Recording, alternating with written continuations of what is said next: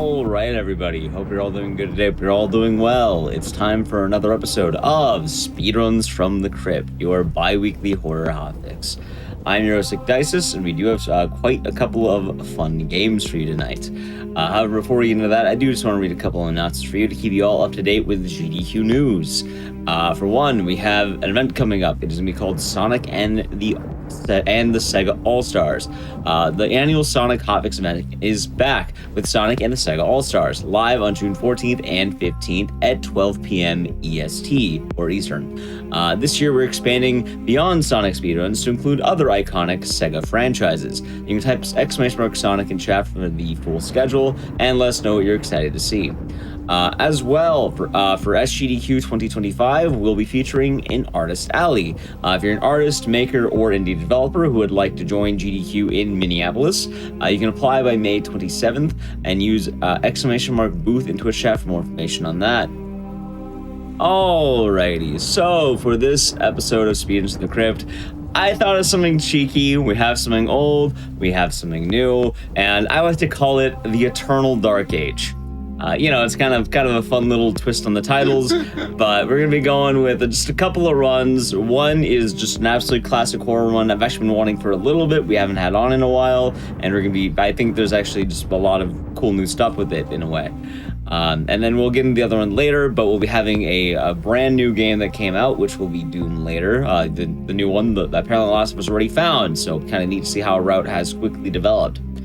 Anyway, to get into our first run of the night, we'll be having Eternal Darkness, Sanity's Requiem.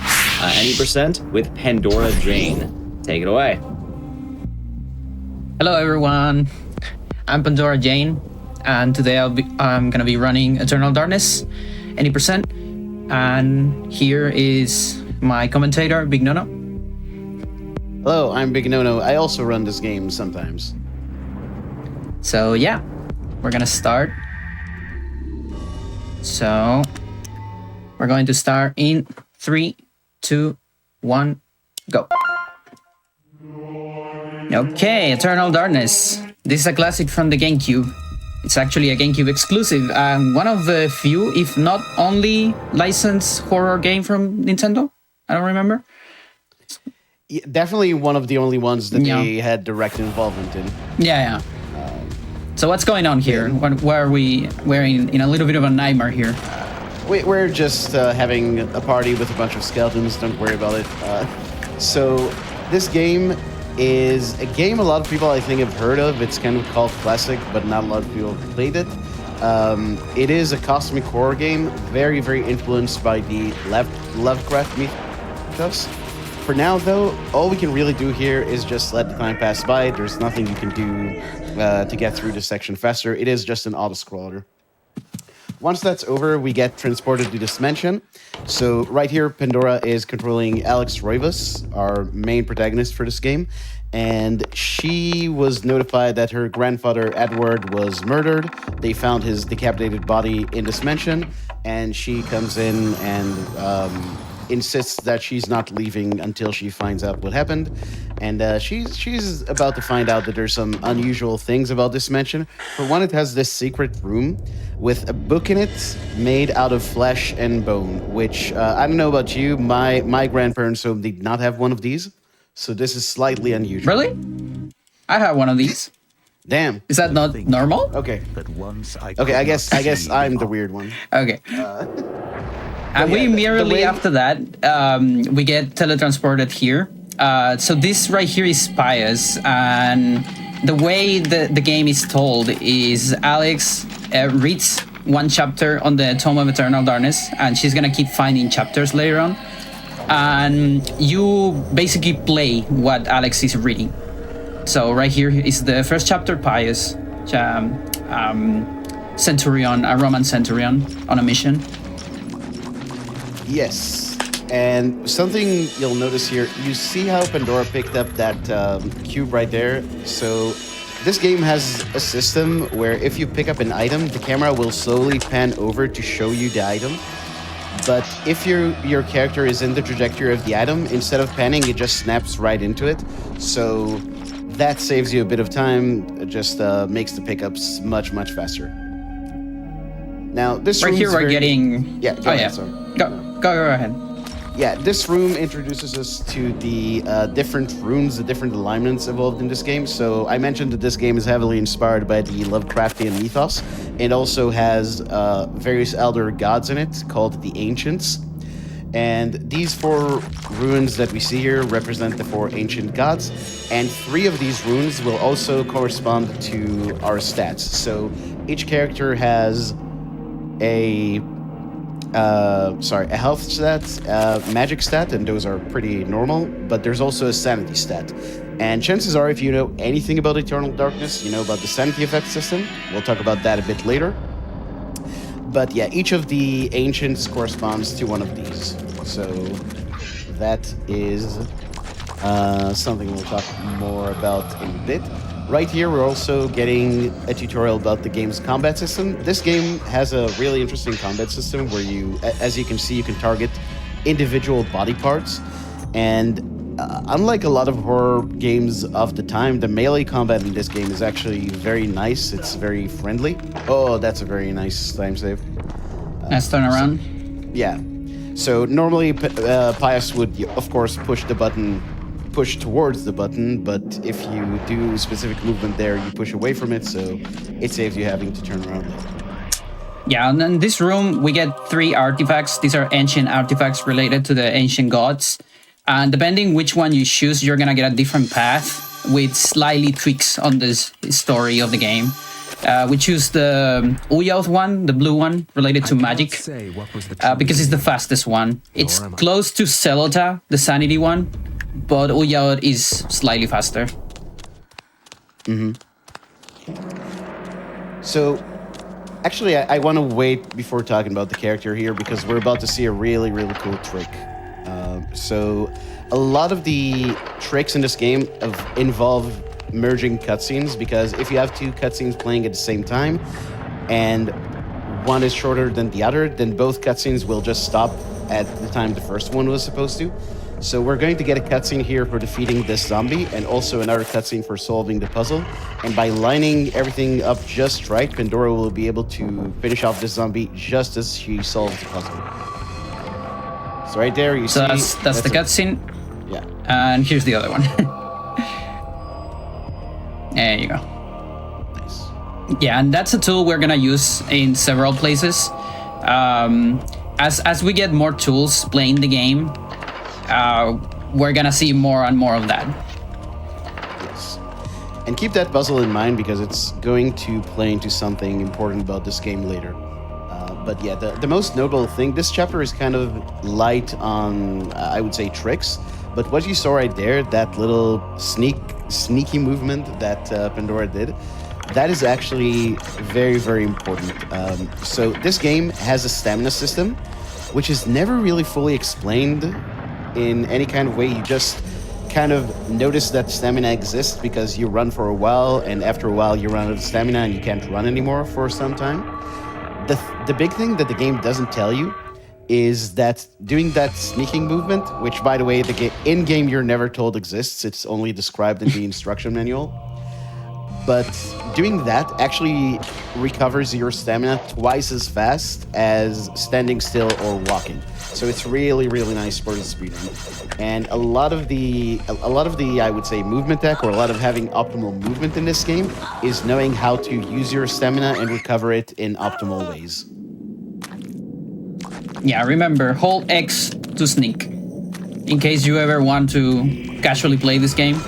The game I never told you, so just remember that. And don't get stuck on like one of the last puzzles of the game. Also there, Pandora did something called speed storage. Actually you didn't do that this time, did you? I don't remember, but we can talk about that later. Yeah. What we can talk about now is the amount of traps we have here in this chapter. This chapter increases the difficulty immediately. Another thing you can notice is different characters, of course, having different stories, different personalities and professions. They have different stats. Elia right here doesn't have a lot of health, which makes this chapter harder. There is an amulet you can collect normally to recover a little bit of health, but of course we don't get it on the speedrun because it's too slow. this is actually a big difficulty spikes, both casually and in the speedrun. I think probably a lot of people die here because they get into the traps and they take a lot of damage. And once you take enough damage, kind of like in other classics horror games, you start moving more slowly, so that makes things even harder. And that is compounded by the fact that this game has no autosaves or anything. All your saves are manual, which I think a lot of people aren't used to anymore. Oh, we got trolled. Yeah, that's a shame. If you get I forgot my new strat. Yeah. So you've probably seen Elia green sometimes. Let's see if we can get a little green here. No, but she gets like a little green shine from time to time. That is what we call sanity damage. Every time you see a new monster in this game, that takes a toll on, like there, for example, on the sanity and the mental state of the character. And you can see I have a bar that is completely depleted right now on the corner right there. That's the sanity bar. And the lower your sanity, the more crazy stuff starts to happen in the game. Like this, for example. What is this? Oh yeah, no. okay. Wow. That's a very early one. That means we're not gonna see it on Kareem later. Yeah, I've never seen that go that early. That's a cutscene that's kind of a sanity effect. You always get it, but you usually get it much later in the game. The good thing is we won't see it where it normally should be. Yeah, so this isn't losing time loss, here, it's just saving later. Yeah. Yeah, and something when you run out of sanity, after that, enemies will look at you and will do health damage directly, like half of the sanity damage on health damage. So you can eventually die. Yeah, the way it works is, and this is going to be relevant later, anytime you have over 0 sanity, you'll take sanity damage. Even if you have 1 sanity and you take 10 damage, you still don't take health damage. If you're at 0 and you take sanity damage, that's when it transfers to your health. And you'll notice here, Pandora is going to do this puzzle, which is like 2 of the puzzles we did during Elia's chapter. The big theme of this game is humanity as is can't really face up to the eternal darkness, to the ancients. They're too powerful. But by sharing knowledge over the generations, humanity kind of builds itself up to deal with them. And the way it manifests itself into the game is all the skills, all the magic that we're going to learn with any of the characters are going to transfer to Alex and all the subsequent characters that we play. So that's kind of how the game opens up, and not just opens up in terms of giving you more abilities, but it'll also open up the mansion itself, which we're going to see after this chapter. Yeah, a little bit of a Metroidvania element there. This devil's work. We should get out of here. Now, here we have Anthony. Anthony is a guy who's not had a lot of luck in life, and he will never really have any. He got a scroll that he was supposed to, with a message he was supposed to give to Charlemagne, and he read the scroll because he was kind of suspicious of its contents, and he got cursed, which we're going to see the effect of as, well, before we see that, actually, we're going to be introduced to this very, very cool room. This is the Hall of Screams, as we affectionately refer to it. And this is basically how the game transfers, or how a certain entity, that shall remain nameless for now, transfers the Tome of Eternal Darkness from one person to the other. So we get it after Elia had it in Chapter 2. Yeah, and here you can see how he's getting cursed. Yeah. Transforming into a zombie or something like that. But yeah, this is also where the game introduces us to the magic system. So every spell in this game is made up of 3 runes. One rune will always be the alignments. So what we talked earlier, the red, green, and blue symbols. Or there's a 4th purple one, but we won't see it in this run. And the 2 others are just words that describe what the spell does. And here we also see the method by which we get the other runes, which is by getting them off of enemies. So Pandora is going to fight this guy in a very specific way. This just avoids any kind of long death animations. Sadly, anytime an enemy contains a rune like that, when you do kill them, you do get that slow death animation. However, we do have a bunch of ways of skipping those animations, which we're going to see in a little bit. These ones are less strong. We can just burn them. If Yes. I can land my torch, there you go. It's always trouble getting hitting the second zombie in here. Yeah, the second one is tricky. It's because of the collision of the first one still exists in the floor. So it can body block you. But yeah, so right here you can see we have another one of these enemies with the rune inside him. So Pandora is going to line herself up with the door and attack it at the same time as she interacts with the door. And the result is that the enemy dies while we're in the next room, so that completely skips the animation, and we just get the rune. And there will be a bunch of much more difficult, but also much more time-saving variants of this coming up. Speaking of here, this is going to be a big skip. This is one of the first skip, actually, that was discovered in the game. So, in the next room, there's supposed to be this long puzzle where you find these 3 urns and you fill them with water and you put them on the ground. It's supposed to be a tutorial for the mixing system in the game. However, by getting hit by the zombie as she came into this room, Pandora, it allowed her to access the menu, which in turn allowed her to cast a spell. And the spell, after the spell is done, it restores her movement, so she was able to move during the cutscene and just walk in behind the bishop, even though she's not supposed to be able to do that. So that is very cool. Yeah, right here I'm big time. saving and loading. This save, so I'm gonna do a lot of saves during this run. These are safety saves, but this one in particular is not a safety save. It's part of the route.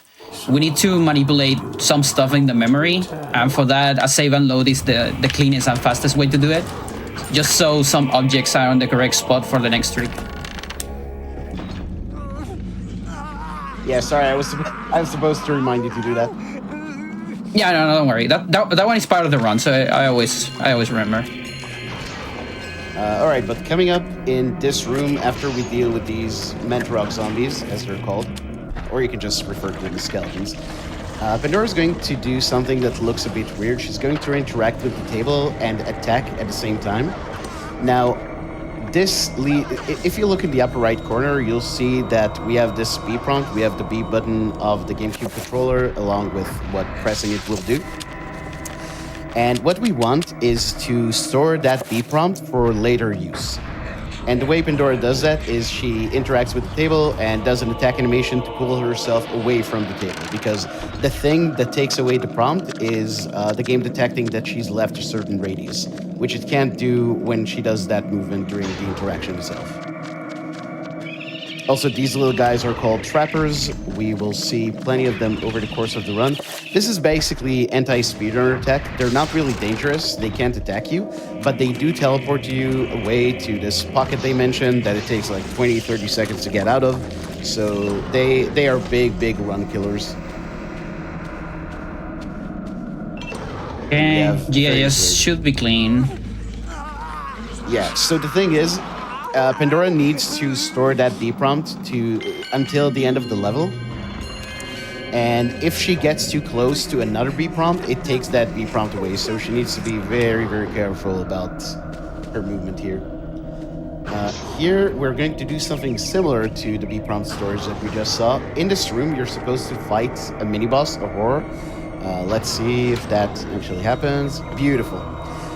So what she did there, again, very similar to before. She interacted with that far away. bookcase. Okay, we're on the clean. Oh, okay. So just to add a little something. So today we have many ways of avoiding sanity effects. Sanity effects can range. They a lot of the time make you lose time, and they can range from like not harmful to like 30 seconds of time loss. Back in the day, we had to just RNG out of them. Today we have methods to avoid them. Right there, I kind of missed one of those methods. But I got lucky. I know I got a sanity effect. I just don't know which one. But it was a harmless one. Right. Yeah, so We talked about how this game is kind of a Metroidvania, a small Metroidvania. Right here, we got magic from Anthony. So Pandora, when she tried using that key, it broke, and by using the spell we got from Anthony, we can actually fix the key, and that allows us to go into the upper floor of Dimension. Dreams. Modern psychology. And that's how we, gradually get access to more and more rooms as the game goes on.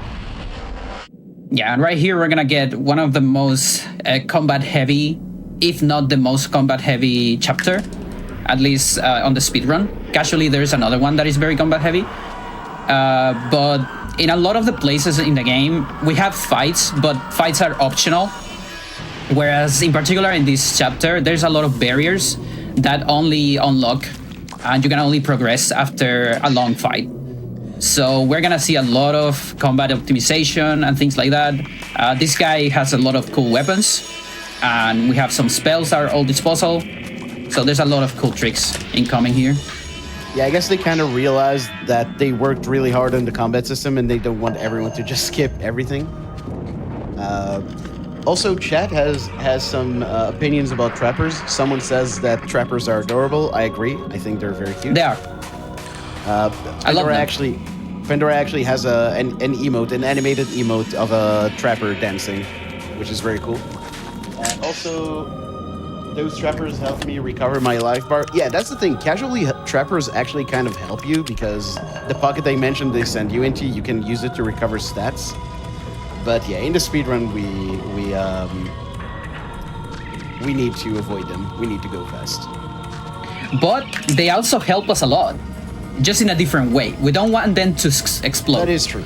That is true. But we do want to summon them eventually. You'll see a lot of that later.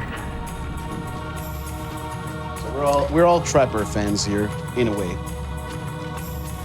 Yeah, so here we're gonna set up for a trick similar to the one we saw in the previous chapter, where the idea is I'm gonna cross a loading zone. Hopefully at the same time I kill this enemy right here.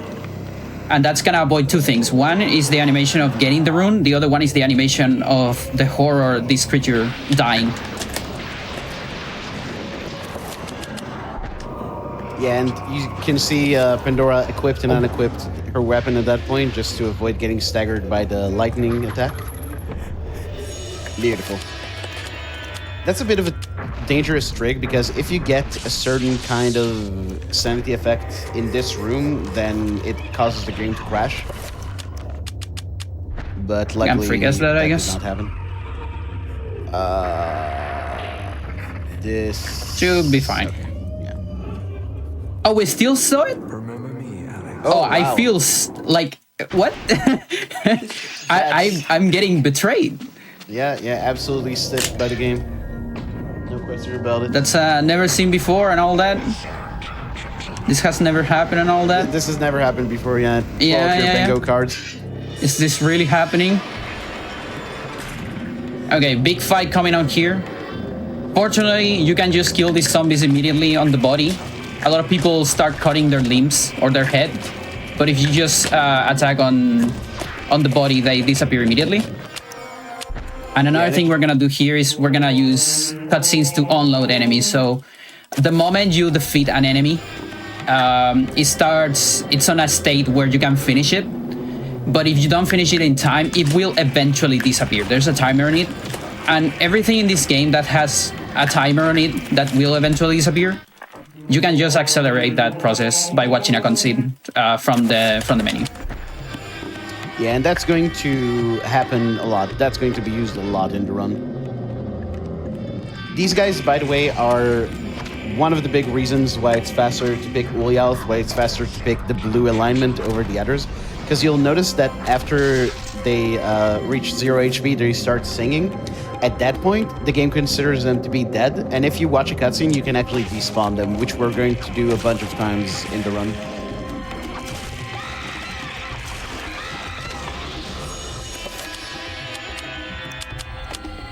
Right there was actually moving out of camera.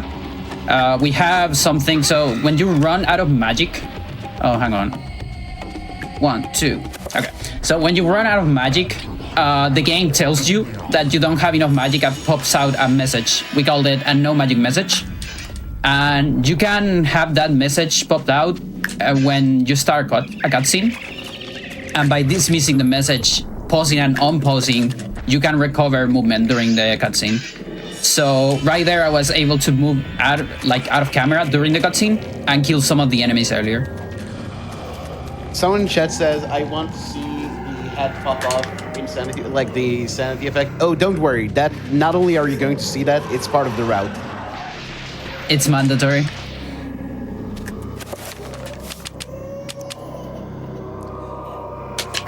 And yeah, this game has really cool combat, and we're going to see a lot of it right here, because what the game wants you to do is it wants you to go into this room, then it erects a barrier, and it kind of brings in waves of enemies that are you're supposed to wait for them to cross over to fight you. We have a different idea. So That's too slow. Yep.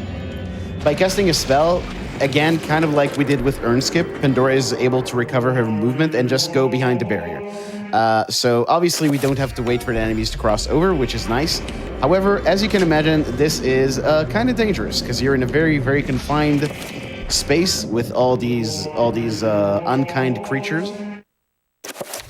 So things can happen, but luckily Pandora is very, very good at this game, so I am personally not worried. We have amazing magic right here. Makes me happy. Okay, no damage. We're gonna get this round right here. Watch another cutscene. This is gonna make some of the blue ones disappear, and we'll spawn the last enemy,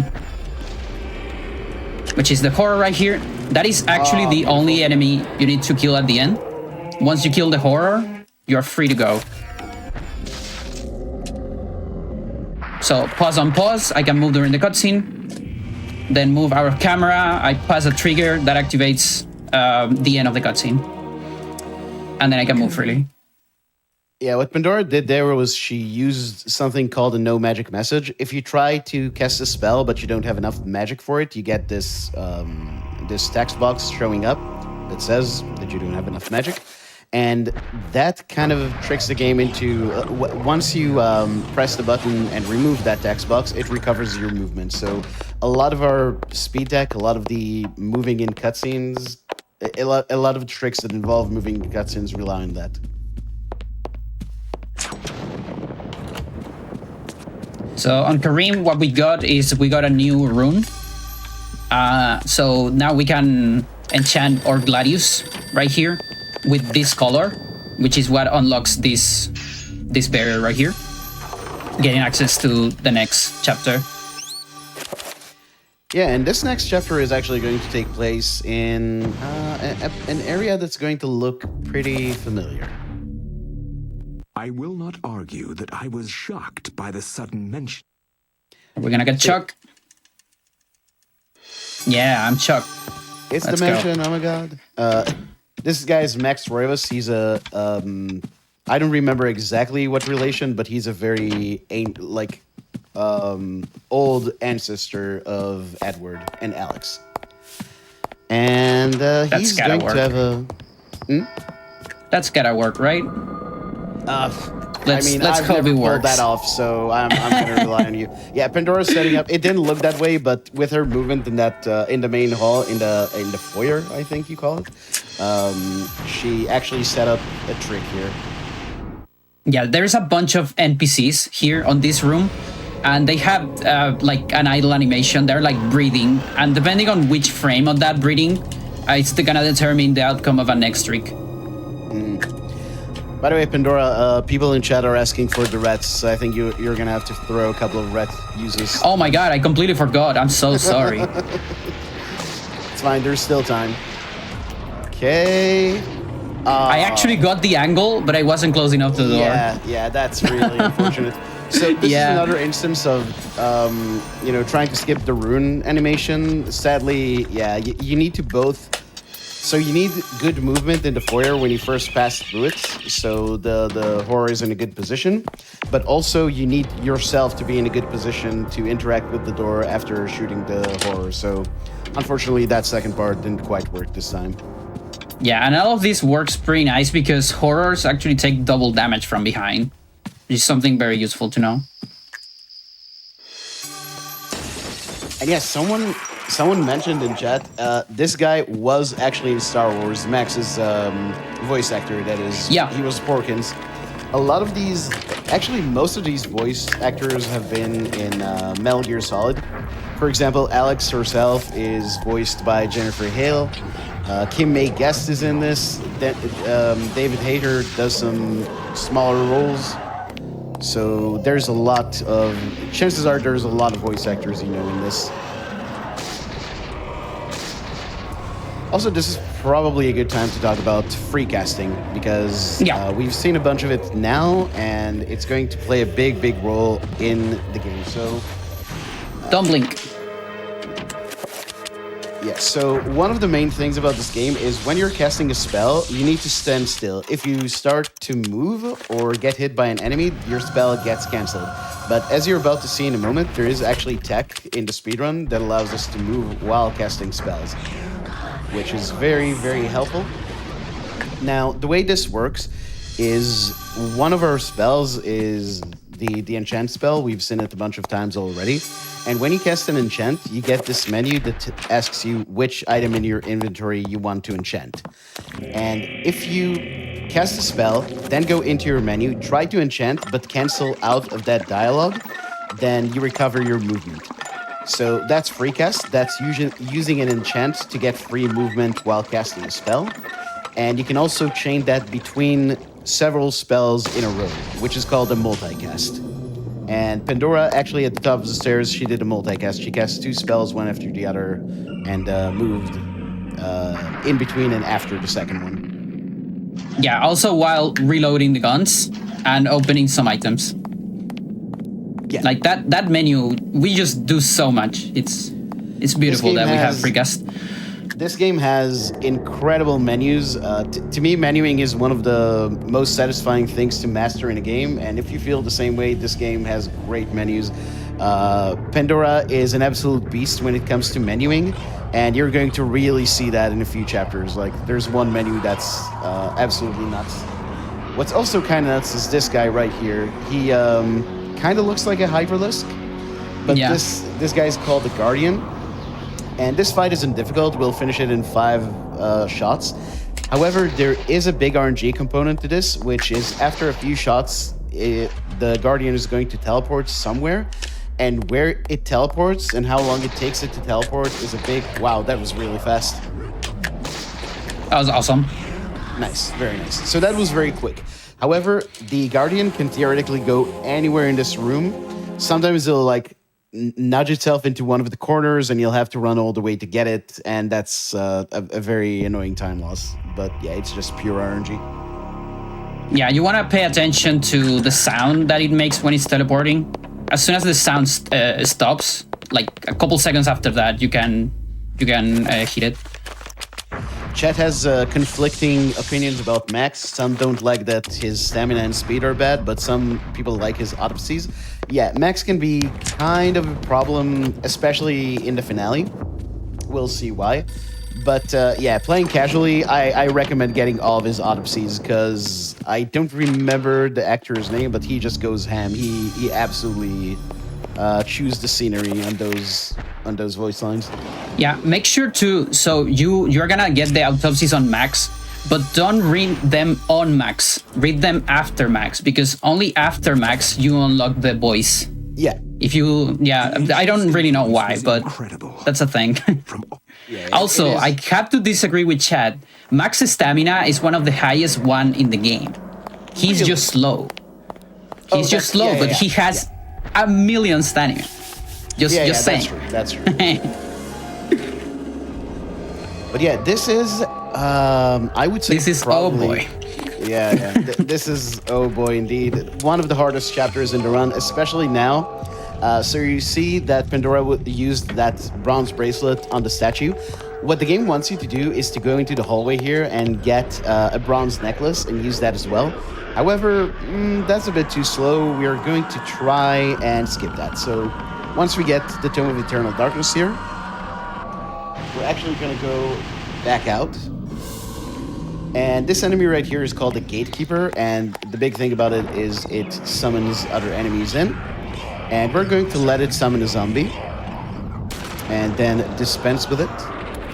Oh, what is this position? Ooh, that is a bad position. I'm gonna move it. This is gonna work. Yeah. Yeah. I'm just gonna move it to another position. Let's see. Yeah, I'm actually just going to let this speak for itself. If it works, if not, then we'll talk about what was supposed to happen. Oh, okay. We were like 2 layers off. Okay, so the good news are that we're going to see a version of this skip that actually saves more time.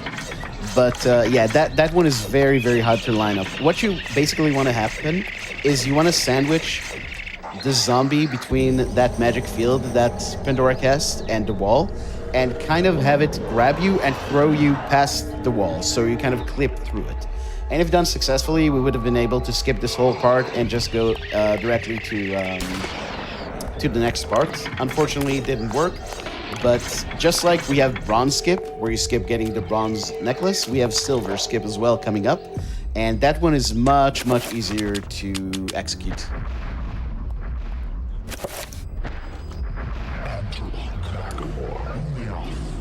Also, a reminder to save in the next room if you want. I guess you don't have to because you didn't do bronze skip, but maybe it's No, I time have to. Oh, okay. Then. Yeah, this is a must. This is a safety save for silver.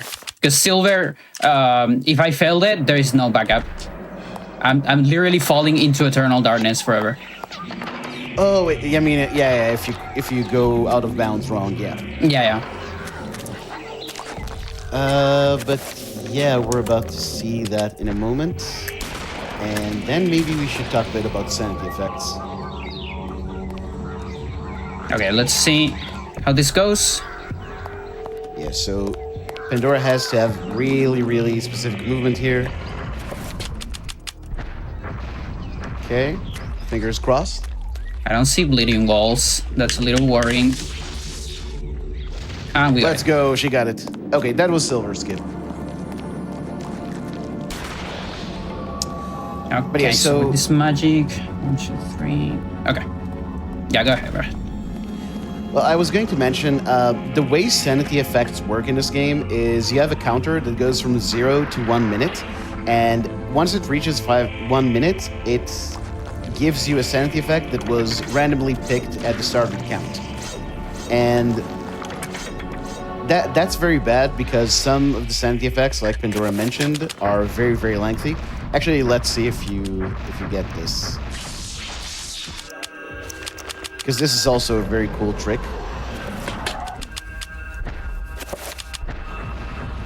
Hopefully.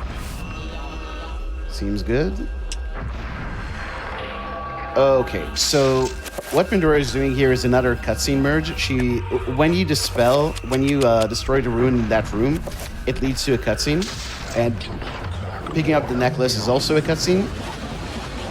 And what happens is, in Eternal Darkness, like in a lot of other games, even if you don't see your characters on screen, it is always somewhere in the scene, either invisible or off to the side, off camera. And if you can find a way to move in the cutscene, you can actually break the sequence and teleport to where the cutscene takes place. So by doing that right there, we actually managed to teleport all the way to the other side of that floor and save a bunch of time. The problem is technical issues. The problem is the game never activates the flag that says that your character needs to become visible again until you get to this part. So that's why we were just a floating knife or gun for a while. That skip itself it's cool, but it doesn't save that much time. We'll see a much, much more time-saving variant of that later on in the run. But yeah, so back to sanity effects. So we don't want sanity effects to be up to chance, because some of them can waste a lot of time. So someone alluded earlier to that head explosion sanity effect. Oh. So I guess we got this. So the one we got on Elia, for some reason replaced this one, the Edward cinematic. That's what happened right there. So I'm a little bit confused, Okay, but that's should be very alright. strange. Yeah, that's I weird. have to like improvise a lot here with Sanity. So I'm probably not gonna talk. It's all on you, no. You can do it Fair enough. until like the end of this chapter.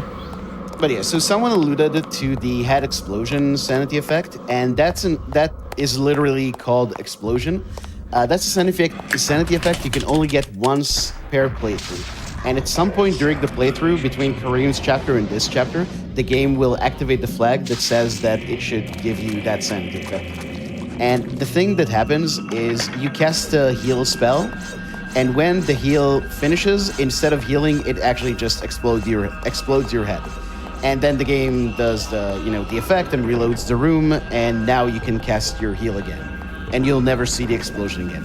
However, interestingly, because of that, anytime you have the explosion flag set and you cast a heal, it resets the timer because the game says, okay, they're going to get the explosion sanity effect, so we can reset the timer. And that way, as long as we have the explosion active, we can use and then cancel healing spells, and that resets the sanity timer. So we just protect ourselves from sanity effects that way. And you can't do it in the early game because the flag isn't set yet, but from Kareem onwards, it's very, very important. However, at some point Sorry, go ahead. Oh yeah, just gonna say, like, you actually have, so every time a sanity effect is activated from Kareem and on, you have kind of like a 50-50 chance of explosion getting activated from that point on. There is actually a very low chance that I never get explosion. It has happened on runs, and you just have to multiply, 2 to the power of something, the amount of sanity effects you have seen. But yeah, I probably have it right now, but I actually don't know. So Hopefully remember your powers of 2, everyone. 32, 64, 128, 256. Yeah, that's gonna be on the test. Also, someone mentions the memory card sanity effect, which, I think that one got everyone pretty much the first time they played this. It's gonna get us as well. Yeah, we might actually see that in the run. I just want to add It's really very hard quick. to not see it on marathons. Yeah, go ahead. I remember having this run on Pandora. Ran it it's probably like maybe 3 years ago at this point. And the sanity effect, I think, got me during one of the shows because I was so panicked. Because I think the one that came up was the blue screen, and I thought that her computer blue screened in the middle of the run. I was like, oh my god, wait, this is horrible. I was like, wait, no, it's eternal likeness. Amazing. Yeah, you can, if this ever gets into a mainline GDQ, you can, well, actually it did. It was an AGDQ 2022. And I think a lot of people reacted the same way. Okay, so right here, what we're doing is we're saving like about 17 to 20 minutes from the run, just right there. We're skipping one of the chapters. So we just finished chapter 6, Lindsay, the explorer, the archaeologist. And right after this, we're gonna get Paul, which is the Franciscan monk. But later on, we're gonna get, at some point, chapter 10 is Edward, which is Alex's grandpa. And we just got the item you get after beating Edward. So later on, we're not gonna have to beat it. And that's effectively Edward's skip. It's like the biggest skip we have.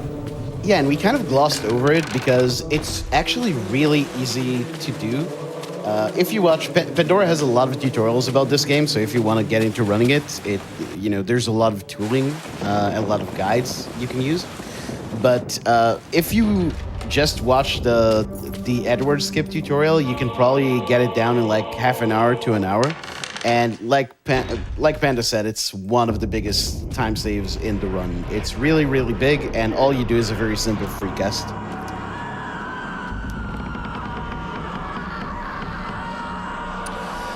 Okay, time to unveil the darkness here. Yeah. With my boy Paul. Yeah, Paul's gonna do it. He's gonna defeat the big bad. I have faith in Paul. Can he defeat the glitches, though? Oh boy, this chapter is also very difficult on some spots. It's like here Yeah. at the beginning and at the end. Yeah, this is a very the game. Sorry. This is a very tricky chapter, but it's very satisfying to get the tricks done. So the first trick here is going to be called moving in custodian cutscene. We're going to ring the spell to summon the custodian. And what Pandora is going to do is she's going to summon a trapper. This is the first instance we're going to see of this. And by summoning it at a certain moment, yeah, very good. She's going to be able to move into cutscene, and instead of waiting for the custodian to go all the way upstairs, she talks to him in the middle of the stairs. The downside of that is that it messes up the camera a bit, but with precise movement, you can get to the door and restore your camera, and it's all good. That is not a huge time save, but it does save time, and it also... The first time you summon a trapper, you get a tutorial about how to control a trapper, and we need to get rid of that tutorial for a trick coming up. So those are the two functions of that trick. So right here, you saw me casting a spell right here. This is a magical pool. It's one of the strongest spells in the game. And what it does is, depending on which alignment you use, it's gonna recover you the stat related to that alignment. So this Chaturga, the red one, is health. And there is a little bit of a secret with Chaturga recoveries and pools. And that is they replenish all your stamina as well. So you can basically run forever. And that's why we use it here. Yeah, again, the game just doesn't tell you much about the stamina system. Specifically, anytime you heal, it completely restores your stamina. So because the pool continually heals you, it just continuously fills up your stamina as well, which is very nice. I'm gonna save here. Just in case of soft luck, there shouldn't happen, but you never know. Yeah, that's a good idea, actually. But yeah, so the story here is Paul is a Franciscan monk, and he's arrived at Oublier Cathedral, which we were also here with Anthony. And he kind of suspects that something weird is going on. There's creatures jumping into the mouths of monks. Generally, not something you want to see in your monastery. So he talks to the custodian, and they decide to cooperate to uncover what's going on here. And we basically are now going to go around and pick up these different bits of evidence that there's a conspiracy going on, and that is why we're going to go back and forth a bit. This game has a lot of backtracking in it, which is why it's really nice to have a way to restore your stamina. Now, right here, Pandora is going to cast a couple of spells that allow her to skip a cutscene trigger at the entrance to this room. And the guy we're fighting in this room, you can't quite see right now, but that's actually Anthony. And Anthony is not going to get to do anything in this run. Again, we've said a very unfortunate guy, and he's not having a good time here either. The most unfair fight ever. Yep. And here I have to be a little bit cautious because we skip the cutscene trigger here, so the cutscene hasn't been activated. So I need to open this door without touching the trigger of the cutscene, otherwise I might softlock.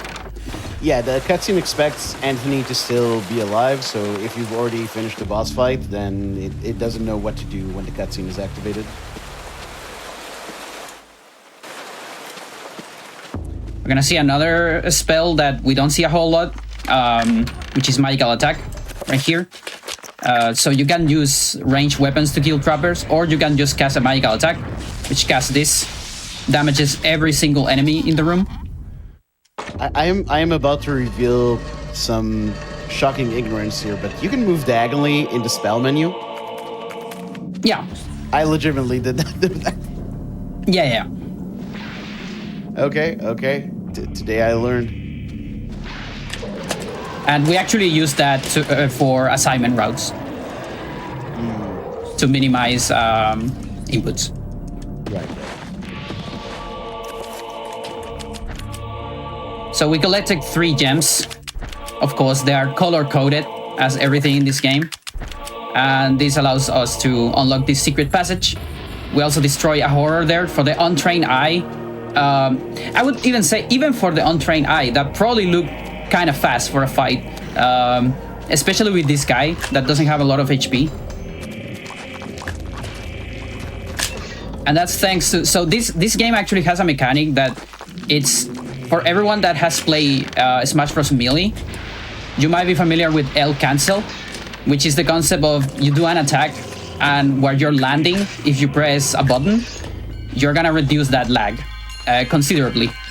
This game has something very similar. You can speed up some animations on your attacks, and it basically makes you double as fast in a lot of cases. Here I'm doing it all the time, and we call that attack cancel. It makes the fight like really fast in this game. You don't get stuck on animations.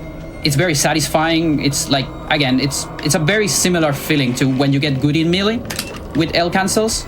It feels almost the same. Okay, that horror killed the other horror. That's another cool mechanic. The different creatures from different alignments actually fight each other. The ancients are not friends between each other. They're actually in a constant, eternal fight among different universes and stuff like that. Yeah, actually, little known fact, to get this game's true ending, you actually have to beat it 3 times. But I mean, who would play a game again after you finished it once? That kind of sounds weird to me. I would do it.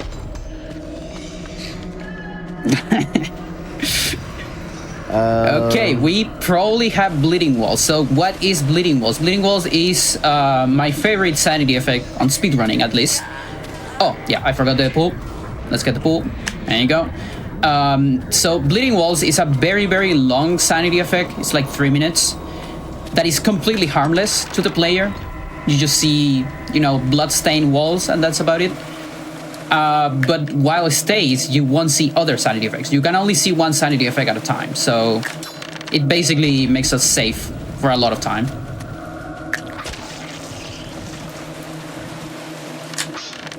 And yeah, should point out that we talked about the different stats characters having that was yeah, that's I'm pretty sure guess. that cannot get you. It just okay. looks really scary. But I'm pretty sure the head doesn't connect. It's just like because the lower part of the body, yeah. Right. Okay, fair enough. I was very concerned for a moment. But yeah, you'll see Pandora actually killing some of these enemies despite not really having to.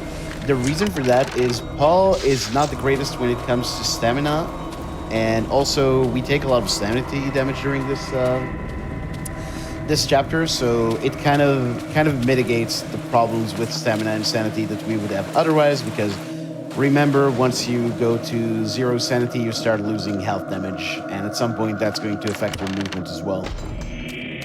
Yeah, there's the body blocking as well. We do so much backtracking in this chapter that you actually, if you go the 3rd time on this room, for example, you're gonna start getting body blocked. So just getting rid of them, it's alright. So we're about to unveil the secret. We actually had all the evidence. We got a dagger that we need to use here to unlock a secret passage, another secret passage. It's right here. And something we skip 5 circle. So I'm gonna save here, and I'm gonna let you talk during this. Okay, so we talked about how the spell system in this game works, in that you have 3 runes that make up your spells. As you go on, you can upgrade to 5-point spells and 5 rune spells and 7 rune spells. The thing is, the only thing that really requires you to have 5 rune spells is this barrier right here. So if you find a way around it, did it for first try, very good. Are you going to save again? I can't. I forgot to dismiss the trapper, so hopefully this works. Yep. just get it first try. Easy. The thing is, what this trick requires is summoning a trapper, which is a pretty costly spell, but then you also need to get a no magic message. So your magic needs to be in a very specific interval where you have enough to cast a spell, but also enough that not too much to cast a spell twice. So the setup here is very precise, also requires some precise Please, movement. please. No, he's stuck. Oh, that's really unfortunate. Okay, I think I got rid of the trapper at least. Maybe not. Okay, so we can try again. Funnily enough, this is the easiest part of the skip. But so right now I need to recover magic and hopefully not get any damage because this guy does magic damage. Yeah. Okay. Round 2. Okay. Cross your fingers. Oh, it's the same camera. Okay, I adjusted my angle. Okay, I think he was good. All right, let's go. Nice. Okay. Oof. Okay. Good recovery. Whew. Yeah, not bad. That trick has killed many runs. 5 circle skip is one of the hardest tricks in the game, I would say. Yeah. It's just that sometimes you get a tricky camera. You have to adjust because remember that your direction depends on the camera. So you have to adjust to the camera, and just a little bit of a bad direction and you might get stuck in collision and you can't move during the trapper movement. You just have to expect that, you know, the vector that Paul has is good enough, you know? All right, a biggie incoming. So I'm gonna go silence again. Yeah, so gotta concentrate. This is kind of a new skip called Roberto's skip because, we're skipping Roberto's chapter, so that's a pretty unimaginative name. But what's going to happen here is, remember when we got that B prompt storage all the way back in Anthony? We're actually going to use it here. And what we're going to do is essentially we're going to transform the chapter page we get here for Roberto's chapter into the chapter page for the next guy, for Peter. And that is going to require a bunch of things. One of them is actually the explosion effect we got from before. Because when you get an explosion, you also reload the room. So let's see if Pandora manages to get the first part here. Okay, that looked good. Nice. Very, very nice. Okay, so that's part 1, but now we actually need to recover the big prompt storage. So Pandora is going to load the save that she made earlier. Yeah, first I need to get a B-Bronze. So we're gonna do a B-Bronze storage here. With the trapper. We have to advance this 1 step. So here, I advance it 1 step. No magic message to recover my camera. And now I need to go for a very specific angle here. Do an ESS angle. Those familiar with Ocarina of Time know about that. It's the exact same thing. Then I'm gonna do a save here. And so on this other save file right here, this is the save file that I had to do after Anthony. I got what is called a GIS. That is the get item state. So I'm 1 B-prom away from getting an item that has the same ID of the scroll that was on Anthony. That same ID translated to, no, I don't want to change my audio. Transfer to this save file right here on Alex, it's gonna give me Peter's page. But for that, I need to hit A and B on a very specific frame. Okay, that's too quickly. Yeah, this part is frame perfect. I need to do an attack, do a teleport, and hit B on a specific frame. Okay, so we have the slower setup right here. Because the setup is so like precise, you kind of have to adapt to how close you are to the trigger. That might work. Yeah, there you go. Oh, beautiful. So that right there is GIM, get item manipulation. Again, from the Zelda fans, it's just the same trick. We're tricking the game into giving me an item that is not supposed to. It's really hard to describe how difficult that is and how many moving parts that skip is. People have been talking about Roberto's skip for I think at least a year before it was actually implemented. There's so many things that you need for this to work, and yeah, it's only kind of recently that that's actually been implemented. It also had like several versions. I have like several records with different versions of the trick, and some of them are much more cursed than that one.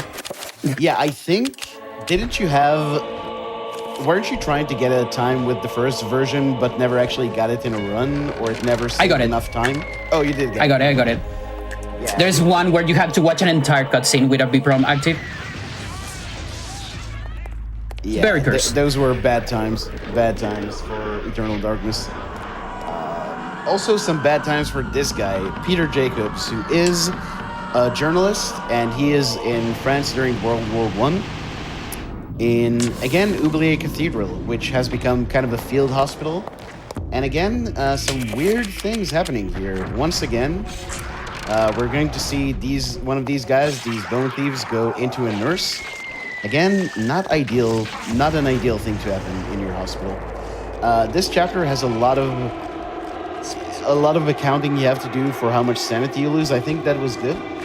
That was pretty good. Yeah, I'm so happy when that works. I have a new setup for that, but sometimes it still betrays me. Okay, now, once again, there's going to be a save here, and this is another save that's part of the route. This is not a safety save, and it's going to lead to what I think is one of the coolest tricks in the run, and it gets rid of a part of the game that a lot of casual players probably found pretty tedious. That's going to be at the end of the chapter, though. Right here, we talked about the 5 rune spells and the 7 rune spells. Here, we're going to pick up that Circle of Power, and that's going to allow Pandora to use 7-point spells. And I mentioned earlier how good Pandora's menuing is. Check out the next menu, because this is going to be kind of Longest menu in the speedrun. I will say that the trick we're going to see at the end of the chapter is going to involve some memory manipulations. So over the course of this chapter, you're going to see Pandora picking up some items that we're not necessarily going to use and killing enemies that we could have otherwise avoided. That is all part of the manipulation. I think I'm missing reveal. There you go. This is one of the hardest things coming back to this game, derusting, just remembering how this menu works and which spells you need. Yeah. Also, when you change like between different categories and stuff, you need different stuff and different alignments. Yeah. For someone that has run every single category, I have muscle memory like completely revamped like every couple months. Yeah, running multiple categories of a game is a really nice way of learning more about it, but it also is a really nice way of introducing more potential mistakes into your runs. Right here, we're going to do another cutscene merge between the cutscene of playing the piano and opening up the... and of doing the reveal invisible there, so we can move much earlier and collect the door handle from the other side. You'll see also Pandora moving in a very specific way. This is part of trying to avoid some sanity damage from the bone thieves that are going around this room.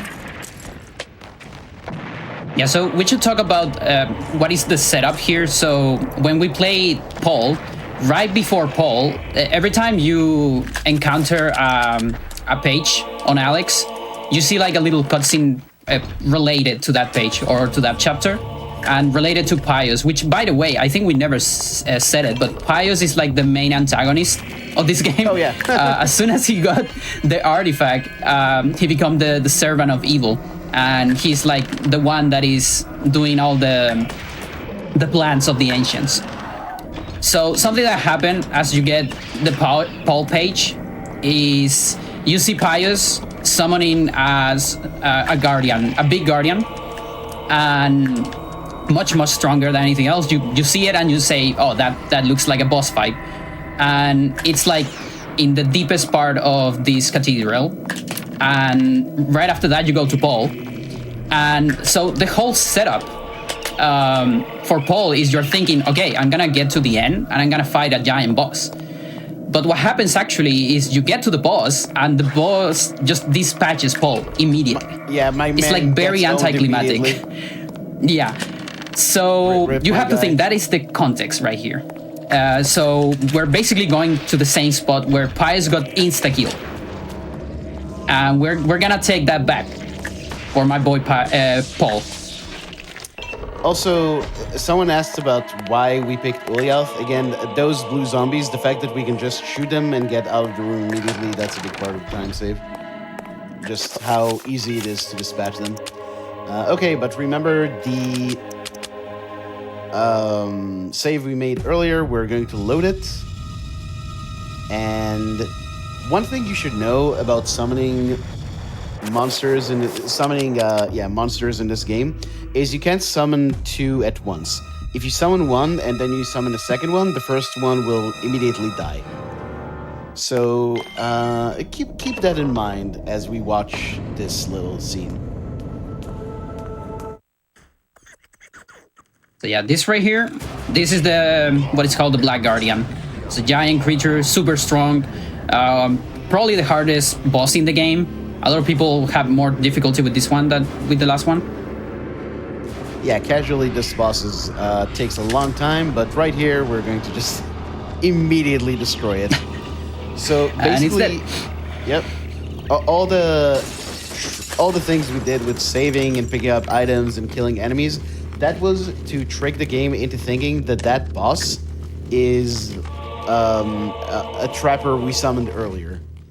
And basically, when we summon a trapper again, the game's like, oh, we need to kill the last trapper, and the boss just immediately dies. So a multiple minute boss fight just becomes a few seconds, which that's pretty cool. In my book. Okay, let's see if I have enough magic here. Oh, I don't have a pool. I should not do this then. Yeah, okay. Good reaction. I forgot to do the pool earlier. So I had to adapt. Let me just think. Should be alright with the new route. It's 20 minus 10 there. And then, let me see. Oh, thank you. Thank you so much, game. I guess I'm just gonna reset. Okay, magic looks fine. I hope it's fine. It's fine, chat. It's all good. That's yeah. Funny. I was gonna say because, that one I love that one. Yeah, it's a good one, but I was gonna say because we used the explosion earlier for road escape, we don't have it anymore. So we do have ways of manipulating sanity effects, but nothing quite as resilient as what we had earlier. So we do have to eat a few sanity effects, unfortunately. Yeah, so right here we're using the item we just collected after Lindsay. When we said all those stuff about Edward skip, that's the result of it. After Edward, you would get the stethoscope, but we got it before. Yeah, so normally you'd use the lucky penny here as a fuse for the breaker and then activate the light in the room upstairs so you can go into it. We don't need to do that because of the skip we did earlier. You do, however, have to use the penny because otherwise it causes a problem in the finale. Your game would crash otherwise. Yeah, the game doesn't like when you have unintended items on the last fight.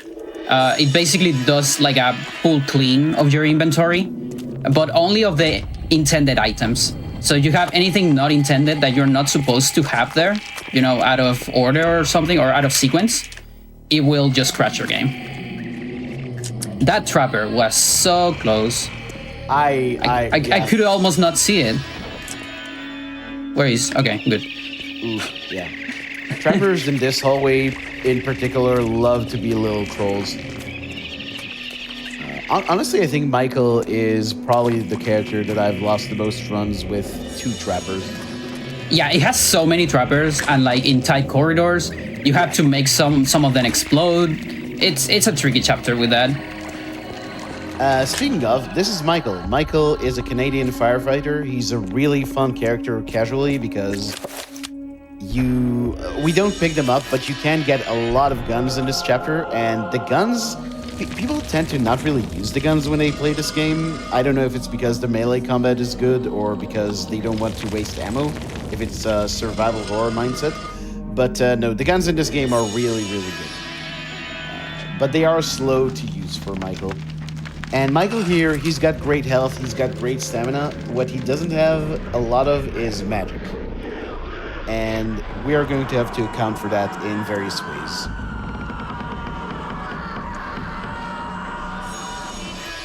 So after getting the Tome of Eternal Darkness, Pandora is going to go into the next room and do a multicast. Speaking of having a lot of really nasty trappers, there's like, I don't know, 6 of them in this room. Okay, nice sanity effect. Sanity, that could have been really, really bad if that trapper was in a worse position. Yeah. So right there, that's a sanity effect called target marker. Basically, your character does like a random attack without you doing an input. It messes with a lot of players because they might think they accidentally press A or something, but it's actually a sanity effect. And I'm very happy of seeing that because that means we're not seeing another one for a minute. Yes. And I actually really like that, you know, obviously some of the sanity effects in this game are very obvious, but some of them are very subtle to the point where if you're playing casually, you're not sure if they're sanity effects. Yeah. So that's pretty cool. So right here, after going into this room, we're going to get another sanity effect, the upside down room sanity effect. And this is very good because Pandora is going to cast a magic pool during this part. And the thing is, if you cast a spell during a sanity effect, you get refunded the magic after. So you get the pool, but you also get your magic back. And again, with how tight Michael's magic is, that is very, very important. This is where the game introduces us to the bind spell. We need to bind to control one of these horrors and have it attack the other. This is where we would lose explosion on previous routes of the game, because you would use your explosion to kind of make this cutscene go a lot faster. Right now, we're just going to have to leave this to luck to just let RNG tell us how much time we save or lose here. And this is looking pretty good. That's all right. That's 20 seconds. Yeah, that's below average. Yeah, 23 is average, so it's all right. Yeah. Oh, my health. I'm right at the limit. Oh, how did that happen? It's probably like less extra vision somewhere, but it should be all right. I see. Okay. The route is tight. Yeah, so we're going to do a bunch of multicasts here. You'll also see that during multicasting, Pandora is walking towards the wall. When you move, you regain magic. So again, for how tight Michael's magic is, you need to take advantage of that. She's also going to cast a spell that I don't think we've seen yet. Normally you see this for the first time during Roberto's chapter, but these floating orbs, they're shields and they protect us from the electric damage from the floor. We're going to see a lot of this during the finale as well. And say hello to the Sanity worms. We'll see them again later on. They're cool. They don't really do anything. They are friends. They're friendly, yeah. They're like the trappers. You're going to see also Pandora casting a Sanity pool here to keep us alive through this escape. You'd think that you'd want a health pool, but that's actually worse because remember what we said about Sanity damage? It only actually translates to health damage when you reach 0 HP. So by using a pool, we're always having that buffer on the sanity damage, so we're going to be able to run through all the enemies without getting too low HP or dying. And Okay, yeah, and now we're gonna say hello to Edward for the last time. I don't know anymore. Okay, yeah, we did get him. Yeah. I was like, is this going to happen? Okay. Cool. Those Edward cutscenes, they usually happen in set places in the playthrough, but sometimes they just kind of skip around, and it's very weird when that happens. Yeah, you can randomly get them. And it's tricky because we actually, the route assumes that you get them on the correct place. Because remember, after a sanity effect, you get a free minute without sanity effects. So that's a minute you are not doing manipulations. So when you don't get them, you have to improvise. And it's tricky. But okay. Okay, the telescope. Yeah. And now we're actually in the finale. This is Alex's chapter. And Hopefully I have enough magic. That looks fine. Should be alright. Now, if you've played the game casually, there's a good chance, I know a lot of people, and I'm one of them, that you went into that sun puzzle that the game just showed us, and you kind of drove yourself crazy trying to think how you're supposed to solve it. You can't actually do anything about it until this point in the game. And Yeah, it's a classic. I did it too. But you may remember we had that hallway skip trick with Lindsay where we moved into cutscene and Lindsay was a floating gun for a while. We're going to get a very similar version of that here that actually saves a lot more time. So Pandora is going to almost finish this puzzle, then she's going to do some menuing, cast the trapper, free cast it, and then she's going to solve the puzzle while the trapper is summoned. And if everything goes to plan, bam. So when you solve the puzzle, it shows you this little hatch in the basement getting opened up. And by summoning the trapper, we can move in that cutscene and just immediately teleport to the basement. And that saves about 20 seconds.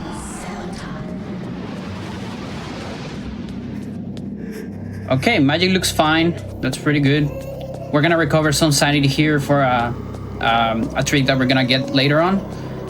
We can talk a little bit about what this place is. So this place is Enga. It's an ancient city that is just below the mansion. We saw it briefly during Max. We saw it a lot during Edward, or I guess not. But we're gonna see it again, or for the first time, I guess, here on Alex. And it seems that everything is destroyed. It's because we were supposed to destroy all this during Edward. 1, 2, 3, bam. So now it's a city on ruins. It doesn't have a lot of enemies. Barely has anything. But we can use its power to chain an extremely powerful spell. That the idea is we're gonna use it to combat one of the ancients that Pius has been summoning for 2,000 years. Yes, and it's very nice. I think this is one of the parts of the game that people find a bit tedious because you do something very similar to this in Edward's chapter that we skipped. So when you have to do it all again, people get a bit miffed about that. However, the nice thing is that in this category, you only do the Alex version of this. In the 100% category, you only do the Edward version of this level. And yeah, it's so beautiful that our routes align like that. Yeah, and this might be a good time to talk about what category we're running. Oh yeah, I almost forgot. yeah, go ahead.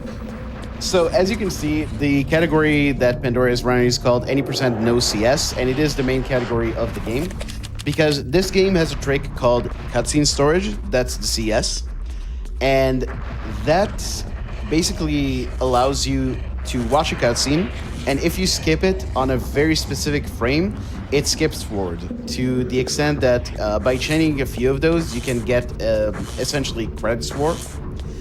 And the any % record for this category for this game right now is like just under 7 minutes. And it's a cool trick, but you wouldn't want that to be the entire run. So this category is any % no CS, which it's any % except it just bans that specific skip. So that's the game's main category, and you also have 100% where you pick up all the stuff that we normally skip during an any % playthrough of this game. And Tricky Dropper. Okay. 100% isn't that much longer. It's like 2 hours it's sub 2 hours to this game's sub hour and a half. Now, right it's an hour 51. Oh, okay. I didn't remember it was that low. No. But yeah, so here's our friend the Sanity Worm. Say hello. And normally the Sanity Worm zaps you and causes this sappy effect and also erects a barrier that prevents you from leaving the room. But by summoning those trappers and free casting, Pandora was actually able to avoid that barrier getting put there. So she can just leave. And this sappy effect, what it does is it forces you to it doesn't go away until your until your sanity is almost all the way full. And when you fill your sanity all the way up, you get teleported to a certain position in the room you're in. And the intention is that's the room a lot of people get stuck in, because the only way normally to get past the worm is to sneak. And again, the game does not tell you how to sneak. You have to read the instruction manual. But yeah, so the effect of that is that we're going to be able to teleport in a specific room later in the game. But we'll talk more about that when we get to that point. Just a reminder, you're going to go to rune number 4 now, right? No, that was all. No, that's already done. Okay. We're doing 3 now, but don't worry about it. Yeah. I'm gonna have to improvise a little bit here because I got a late pull, but it should be alright. Should be alright because we're not doing the crash at least. I've been a bad commentator. I've been forgetting to teleport door to save in a few positions, and that's one of them. But hopefully everything goes according to plan. In fact, I'm gonna cast this. I don't wanna accidentally get too much sanity. And since we don't have explosion, I can just recover sanity with Reco on 9. Yeah, we're gonna do that. That's gonna be the adjustment. Sounds good. Yeah, that is a lot of sanity relative to what. Yeah, it's too much. Yeah. So in this. Oh, I'm sorry, Chad. I'm gonna see. Okay, listen. I'm gonna show you the rats. I'm gonna show you the rats. I'm so sorry. There you go. You had it. You got it. There are the rats. Yeah, we got the rats once. That's less than. That's more than you would get on an optimal run. Yeah. But you gotta give the people what they want. But yeah, so basically we want to wait to hold off on getting rid of the sepia effect until a specific room, which I believe is right here. Or rather, after this fire. Yeah, okay, so magic looks fine. I'm gonna have to manually cast a Reco. That should work. If I remember my sanity, it should be fine. Let's see. You'll see a great result if everything lines up. Here's hoping. Are we getting warp? Let's see. Yeah, that's totally fine. And 3, 2, 1, let's go. Let's go. So, the lucky thing, what the game wants you to do in that room, remember when we did bind on Michael and we got those 2 horrors to fight each other? We'd have to do that twice in that room because there's 3 horrors. But by teleporting using the sepia effect, we just get teleported to the entrance to the room, so we completely skip that whole thing. And that's a big time save. Yeah, and something, so we talk about freecast. Freecast, being able to move freely during castings. So right here, this is the dream of the casual player, because normally you can't move during this. You can't do what I'm doing here. And complete this puzzle and cast another one and have the other one being completed as well. That is the dream of the average player, and it's a very accessible glitch. Making it is actually very easy. The consequences might be a little bit nasty, if you mess up too much with it. Sometimes you can crash the game, but just doing a single free cast is very satisfying. It's very good. And we use it a lot here. It optimized so much of the game because every 7-point spell is 5 seconds that you literally cannot do anything. So, I mean, I personally dream about world peace, but that's just me. Freecast is the first step for that. Okay, because we talked about the category, do we want to mention what version of this game you're playing? Oh, yeah. So currently we are on Japanese. It might not look like it, but this is the Japanese copy of the game. We are just playing with English subtitles. So, which is an option that actually unlocks once you beat the game once, which is very, very interesting decision for developers. But yeah, the Japanese version is a later version. NA version came up first, then we got Japanese. And the thing about that, it patches some of the glitches that might get you soft lock, but nothing that we use on speedruns, basically. At least for any percent knows yes. And the game is more optimized. So a lot of the things are in better spots in memory. So in general, it loads faster. And that's the reason why Japanese with English language is the fastest, because if you play it on Japanese language, even though the text is smaller or there are less characters, the formatting of the text is very big. So a lot of the text bubbles are bigger. Yeah, this isn't like in, say, a lot of JRPG runs where Japanese is faster because of the text, like the number of characters. It literally is because of the optimization. And actually, before we realized that you can play the Japanese version in English, there was kind of a question of if Japanese is actually faster. But this just gives us the best of both worlds. Yeah, and all of that thanks to a comment in a YouTube video. Yep. So thank you for giving me that idea. I never even thought about that.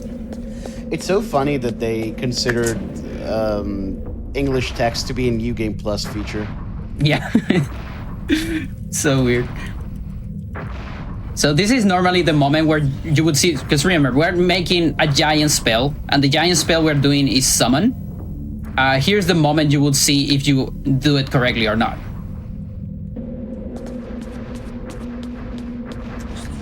And I think playing We're this gonna game save here. casually... Actually, I should let you talk about this, Skip. Shotgun, yeah, shotgun. Yeah, so here we can do what is called a free enchant. So every time we say free before a spell, that means it's a free cast with that spell. So free enchant, I enchant as I get into this cutscene, this teleporter. I get rid of the enchant after on the next room, and that allows me to move during this cutscene. And if I move during this cutscene and hit a specific camera trigger, I cancel the cutscene. And since the cutscene never happens, the barrier that is supposed to be there never actually appears. And that has a very specific setup. It has 8 frames that work and 2 frames that crash. And that's the reason why I save before doing it. Yes, and it's actually... The intended way of doing that room is casting a 7-point magical attack, which is a spell we saw once earlier. And 7-point spells actually take a while to cast, so it saves a lot more time than you would think. But yeah, plus all the cutscenes. Yeah. And Final showdown. This is the fight against Pius. And this is an interesting fight. So Pius is going to have this artifact that we're going to see right here. And in the first part of the fight, we can't actually damage Pius. What we're going to do is we're going to attack him. That causes the artifact to show up in a random place in the room. Remember that part. And we have to attack the artifact continuously to eventually shatter it so we can actually fight Pius himself. Okay. Oh, what? I pressed B there. I did my own sanity effect. Okay. The fat finger sanity effect. We love to see. Yeah. But yeah, so this spawn is pretty consistent, but now, oh, that's good. When we were doing practice, come on. yeah. So in practice, this happened all the time, where the artifact just Yeah. got sent to the other side of the arena, and that is very slow. That's unfortunate. But here we're gonna have all the characters of the game, all the ones that die to the eternal darkness are gonna help us in the form of ghosts. They're the only ones that can do true damage to the artifact. Yes, and the way this works is you need to attack Pius, attack the artifact, and then you get transformed into a ghost, and the ghost needs to attack the artifact. But if you get hit by Pius as a ghost, then you have to get that ghost again. So really, really important to avoid getting hit. This is especially difficult with Max and Roberto, who are the slowest moving characters in the game. So yeah, they're in a lot more danger than the others.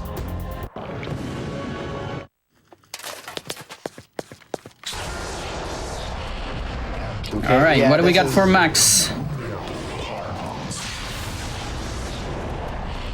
That's pretty far away. This is scary. Not only is it's slow to get there because of max movement speed. It also gives you a really high chance of getting hit by pies. Okay, that's a good one. Always much faster. Okay, and now we only have the last one, who we've not... This is Roberto, the character we skipped earlier. So we're not actually... Just safety pool. Yeah. Oh, okay, that should be fine. Okay, cool. Okay, can I match? I cannot match. If I frame perfectly match here, this camera is gonna get stuck, so I actually need to wait.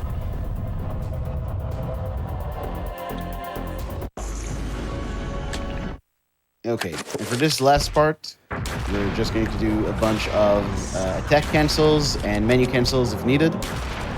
Just to shoot past as fast as possible before it teleports away. And nice. And he's down. This is not time yet. Time will be in a little bit.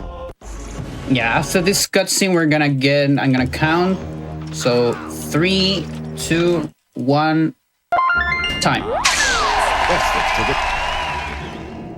it. GG. Nice. Yeah, that's cool. What was the time? 1:28. Nice. That's awesome.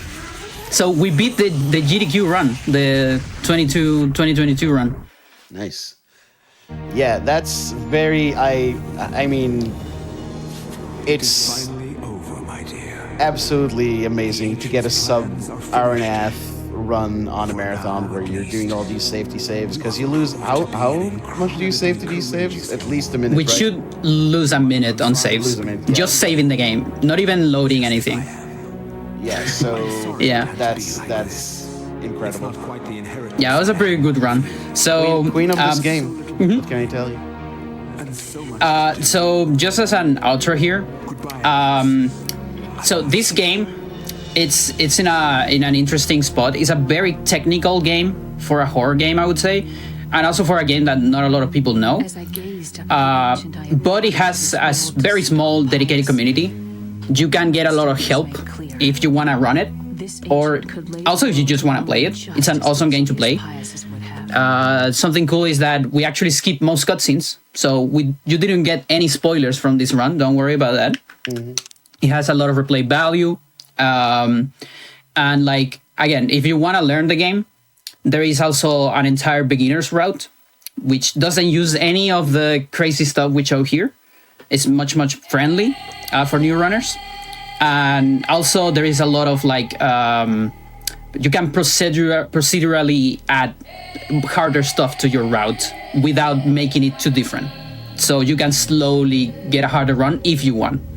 Yeah, And that's very Pandora cool. actually has a beginner's tutorial that I used to initially learn the game, and it's very safe. And like she says, you can just gradually add more and more of the harder tricks as you get better at the game. And yeah, I second the recommendation to play this game. It's really underrated. Everyone says that they've heard it's really good, and I'm here to tell you it is really good. I really wish more people would play this game because it's great. And we didn't mention this, there's a very persistent rumor that this game has tank controls. It does not. It actually has, for an early game like this, it has very comfortable 3D controls. Like, it doesn't feel janky like a lot of the 3D control games of this era. Yeah, give it a shot. And of course, thank you for GDQ Hotfix for having me and Nono join this run. Absolutely. I do want to say thanks to both you for the run. Before we do go, Pandora, if anyone did want to find you on Twitch or wherever, where can they find you? So I'm currently streaming this game, twitch.tv Pandora_Jane. You can find me on YouTube with the same name, but without the underscore, just Pandora Jane. And there is where I upload content and sometimes the PVs and all that. On Twitch, I've been sticking to Eternal for a lot. If you want to check it out, definitely check it out. I might improve some of the other categories now that I'm kind of done with this one. But yeah, there's gonna be more Eternal in my stream, so...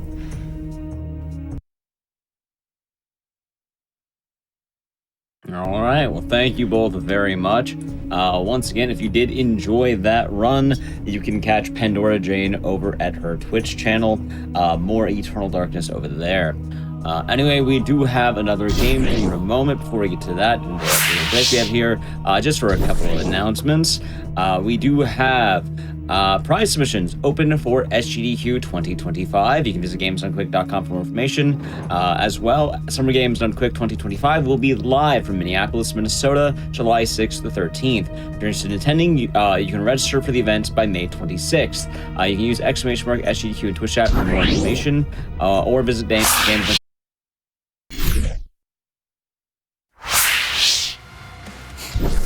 All right, everyone, we are back from the break. Hopefully you did enjoy that run of Eternal Darkness. It is always fun seeing, especially, cult classic games have such a speedrun community around them and kind of such a neat speedrun. I know that game is quite difficult, so I'm glad we're able to get a good showing of that. I wanted to have that on a good bit ago, but I guess it all kind of worked out because we have our Eternal Dark Age today. Speaking of which, we're going to a newer game. Now, this game is quite new. In fact, I think it's like a week and a half old at this point. And shockingly enough, speedruns develop quite quickly. Apparently, there has been a bunch of tech found. Some of that tech is so broken, you'd be surprised. But then the wild part is the broken tech gets outdated, and then they find new broken tech that obsoletes that. Anyway, we're going to be seeing how quickly this route has developed and how broken it can already get with Doom the Dark Ages, any percent with Blood Thunder. Take it away. Yeah, welcome everybody to the first showing of this game on a GDQ. First time for many people just even seeing the game, let alone the run. And like I said, this game's been out for less than a week. Came out last Thursday officially. Had a little early access before then, but yeah, this is what the community has found in a week's time. It is quite surprising. If you're not a fan of super broken games, you're going to want to pay more attention to the restricted category that's popping up. Plenty of runners are working on that currently, but this is any percent, so you're going to see some crazy stuff. I'm going to try my best to explain it as well. Like I said, it's only been a week, so even though we found this, not all of it we really understand, but I'm going to try to help you guys through it. You're going to see a lot of the same trick over and over, but we're just going to go into it. A question a lot of people have is, do we mess with the sliders? For right now, we're going with the rule set of we're just using the default modes. So we're just default easy, sliders left alone. Maybe that'll change in the future. But yeah, time's going to start when we skip this cutscene here, and we're going to immediately break the game. So we're off. We're Doom Guy. And one of the coolest things we found, one of the coolest things I think in any run recently, is there's a very specific frame when we do this mantle animation that if we open up the auto map here, we can give the game the coordinates of the auto map instead of the coordinates of the Doom Slayer himself. And if we're on the right frame when we do this, you can see we now teleport over here instead of over there. So you're going to be seeing this quite a lot. We can literally teleport just about anywhere you want. The only restriction is the height of the warp itself is locked, meaning we can't use this to go up in a map. We can only use it to go horizontally across. So anywhere that's the same height or lower is something that we can warp to. We're actually trying to warp over to this little spot right here. So you're going to see this a whole bunch in the first level, and then we kind of get some gameplay here and there. But like I said, this is frame perfect, so we're kind of doing this like weird pause buffer method by playing at a lower frame rate and using the mouse wheel to kind of help us advance frames. So actually bypass it there, we need to go back.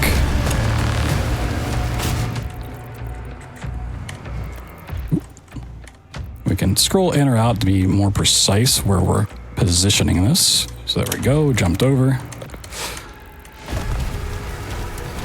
This was actually one of the more recent things we found. Initially, we found that you can, as long as you have above 60 frames per second or higher, you can hold open the weapon wheel and just clip through just about anything you want, which clipping through walls is usually probably the most broken thing you can find in a run. And we routed around that, and we were just walking through just about everything. And then mantle warping came out. and now that's replaced all tech. You might be wondering, like, how is this stuff found? It's a question that a lot of people have for speedrunners. This was just found casually. People just running around, opening their map when they're climbing, and something funky happens. And it's like, all right, well, something funky's happening. Let's investigate. So we just watched a whole bunch of clips, try to reproduce it, and yeah, we have like 2,000 messages for this specific trick in the Discord currently. It's like 80% of the discussion for this game since it's come out has been around mantle warping. So now we've got our gauntlets, which is a melee weapon.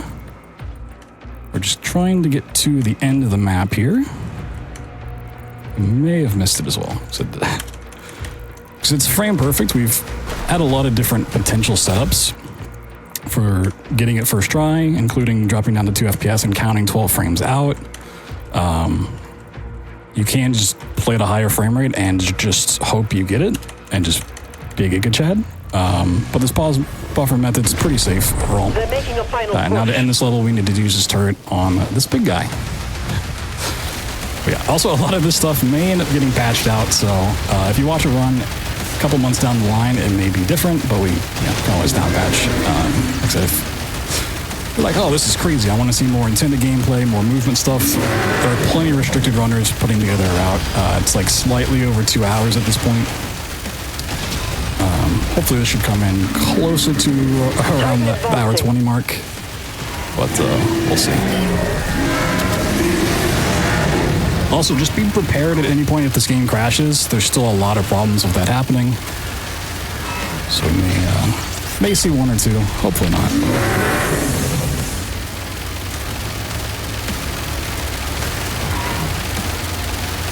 Here's some wild tech we're gonna see.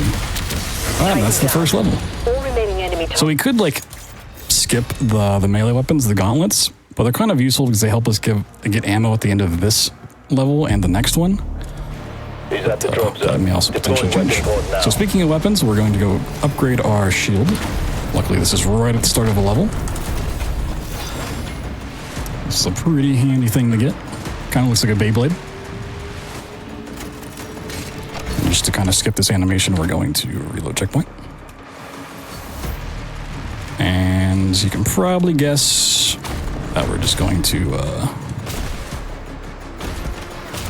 teleport to the end of the level. So that grab was kind of late. Let's give this a handful of tries here. So I can kind of tell based on the animation of the mantle how close we are. Yeah, right at the end of the level.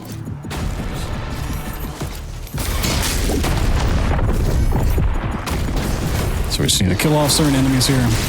We're pretty much just going to shield bash them, throw our shield into them when it's on cooldown, and then just blast it with the shotgun. So our general strategy for the time being. So we don't need to kill a lot of the fodder, the guys with shields. We just need to kill very specific enemies here. To draw out the leader. Should be an invisible spawn. Hello. One more Mancubus. I have no idea what I just hit there.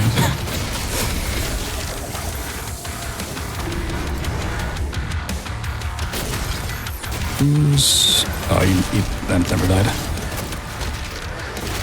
Cool. So even though we can like teleport anywhere we want, we can clip through anything we want, because a lot of the levels are tied, like their triggers to fights, like this one, or like destroying the giant enemy before on the last map. We unfortunately do have to go through them. Not really a way to skip them. This guy's just trying to run away. He doesn't know there's nowhere to run.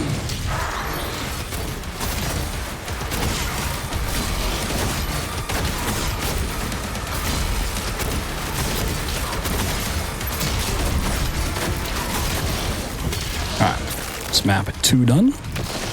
Map 3 kind of changes the gameplay. It's going to give us a mech, so we can't do an auto map teleport, but that doesn't mean it's not any less broken.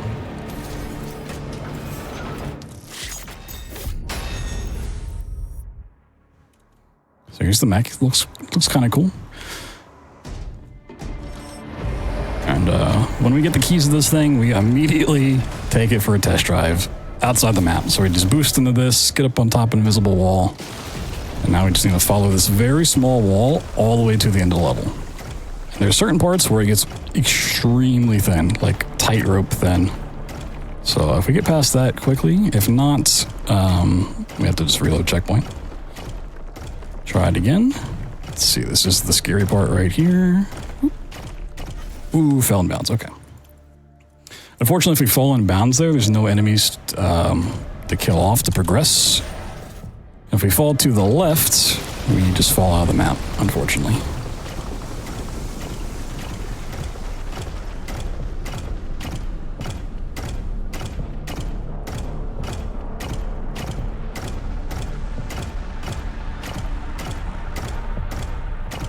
This little spot right here is by far the hardest.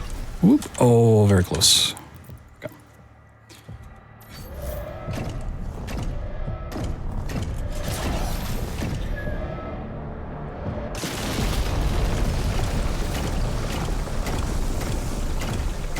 Even though I'm having to reload, this is still like faster than dealing with the enemies normally because it's just a lot of fighting. And unfortunately, combat in the mech, as we'll see later on, is quite slow. Not really anything you can do to speed it up. This is a lot of punching. Ooh, a little to the left. Okay.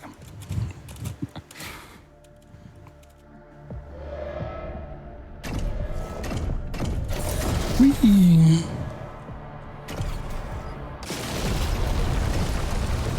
But yeah, also notice my FPS in the top right-hand corner. I unfortunately don't have a great PC.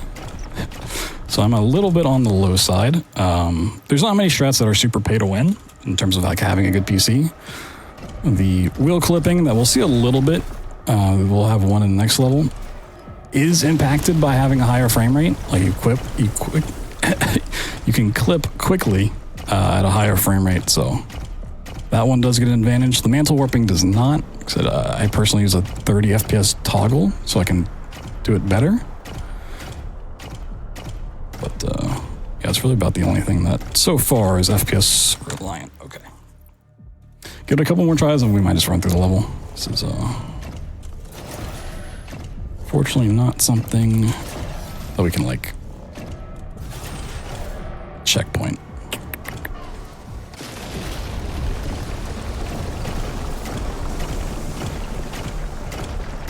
So hopefully in time we'll find maybe a little bit better of a way to do this. It's always the fun thing about speedruns, even though this is what it looks like after a week. You know, in a month's time, it may look completely different. All right, let's give it one more good try, shall we?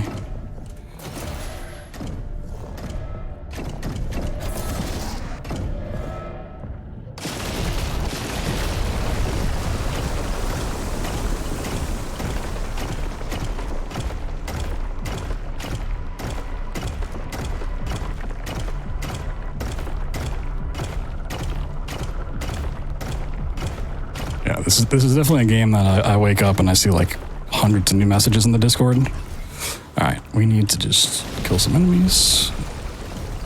So I think I can spawn them in this way, maybe. All right, let's do a little bit of mech fighting, shall we? I've been told that Hugo Martin worked on Pacific Rim, so it's no surprise that, you know, the big mech fighting is in this game.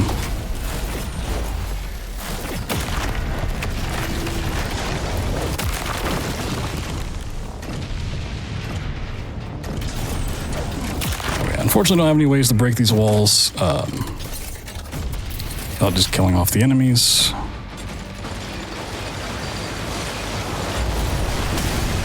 And you can also see the barrel of the gun gets brighter when I do dodges against these green attacks. You'll see a lot of green attacks when I fight bosses and just certain enemies.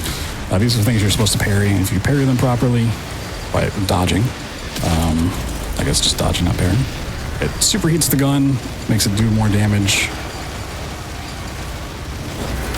And if you're just doing fist fighting, then it will just kind of fill up your finisher bar. You're still up, okay.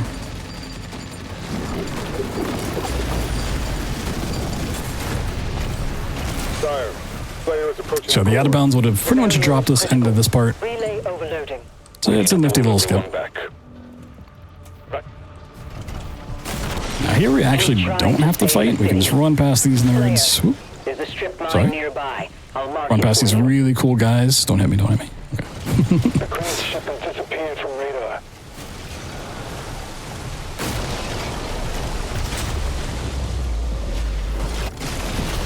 No response from the makers. Just a couple more enemies, and then we have a Tracking little this layer for evac now. boss showdown.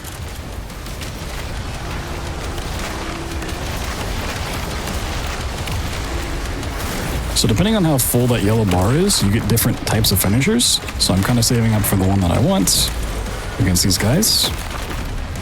I'm actually going to use the first finisher against the boss coming up, just to stun him more.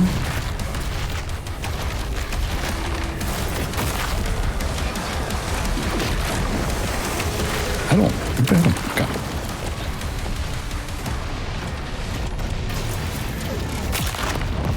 Alright. So he's got a shield. It's kind of annoying. If he puts it up, you can't hit him.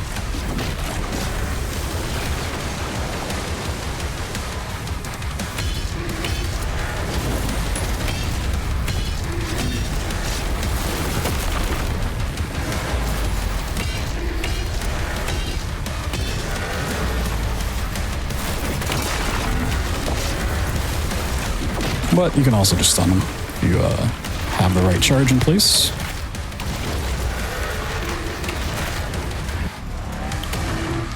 That's enough mech gameplay for now. Let's go back to breaking the game, shall we?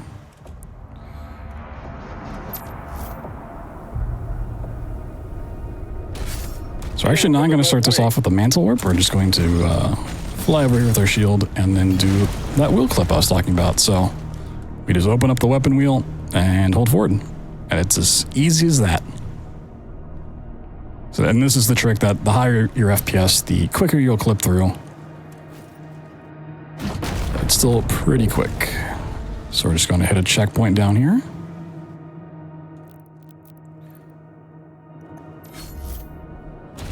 Get that. Right now, we don't do too much upgrading, and it may change in the future. It's kind of the big thing we're routing in now that all of the skips have been found. Trying to figure out what's best for the few fights that we actually have to do. I think it's like 13 forced fights at the moment, but this is our gun of choice at the moment, the Impaler. It's pretty cool. So we're going to grab this, and we're going to grab upgrades for it along the way, and we're going to, now that we have this, go back to mantle warping. So we're just going to use this to fly over the entire map. Woo!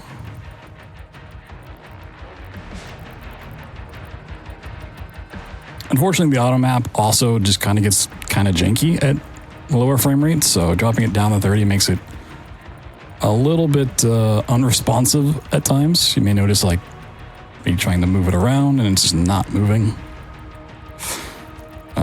So you can see that we're just floating in the sky. It's because our height's once again locked in place. Approaching the bridge to the Dragon's aviary. And we have our most favoriteest of fights. So because he's got armor on, we want to kind of shoot at his back legs, which is unprotected. And the best way to do that is just kind of stun him. He wants to do parryable attacks. So we're kind of looking out for those green attacks. He's got some orbs. He's got a little melee one that he does not want to do right now. You can also see that purple bar there. That's kind of like a stagger bar. You know, whatever games want to call it. It's a little different in each one, but when that gets full, he will go into a stagger state. We're supposed to do a cool animation, but we just use that as time to dump more shots into his backside. Give him some nice back shots.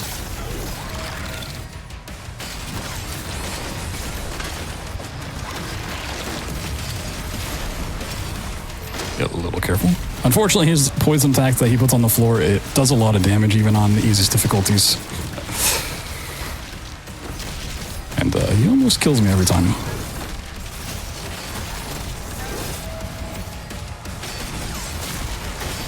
Got one more parry.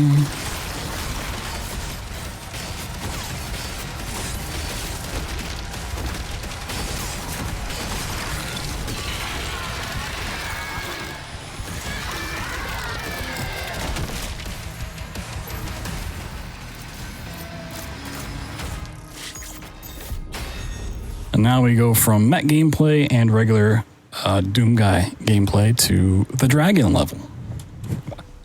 Because who doesn't love a nice flying dragon? It feels very much like the flying levels in Spyro.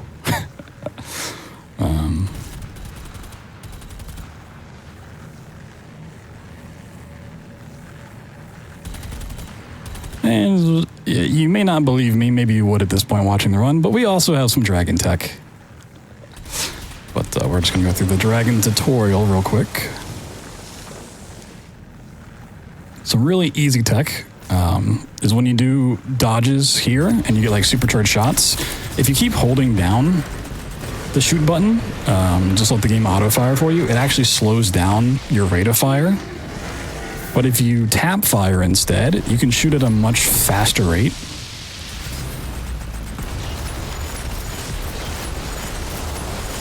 Just take out multiple things in one go. Oh, one of these survived. There you are.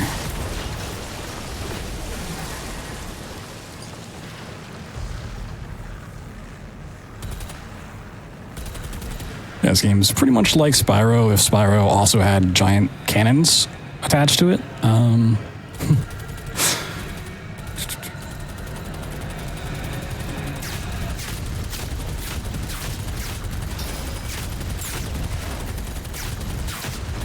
Approaching the end of the dragon tutorial. We just gotta land here. Pretty cool animation.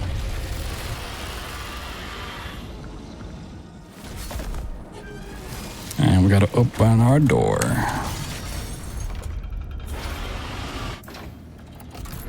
Oh, hey, look, it's the dragon again. So now we're going into the Holy City. And there's a lot of stuff you're supposed to do, destroying ships. Well, that's what you're supposed to do. However, all of that's to get the red barrier here to go down. But we don't need to do that, surprisingly. We can't just clip through it, but what we can do is just slip through a hole in collision right here. Fly down a little bit. Get under the map as one does.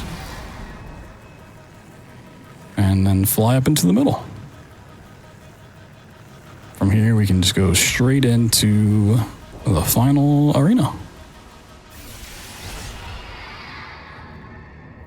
So these little things you see along the way are shrines. That's where you do your upgrades. We'll be visiting them later. We just don't have enough supplies to upgrade yet. So it's still just impaler shots. Charging with the shield. Trying to keep enemies stunned as long as possible.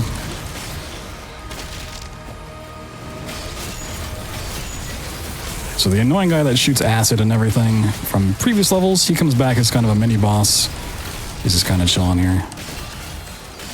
He likes to get stuck in this arena. He just kind of stands still.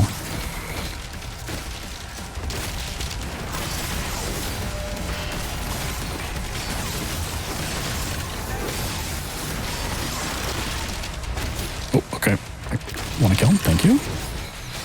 Just sent that guy flying. And that should be the fight. I'm headed to the chamber now.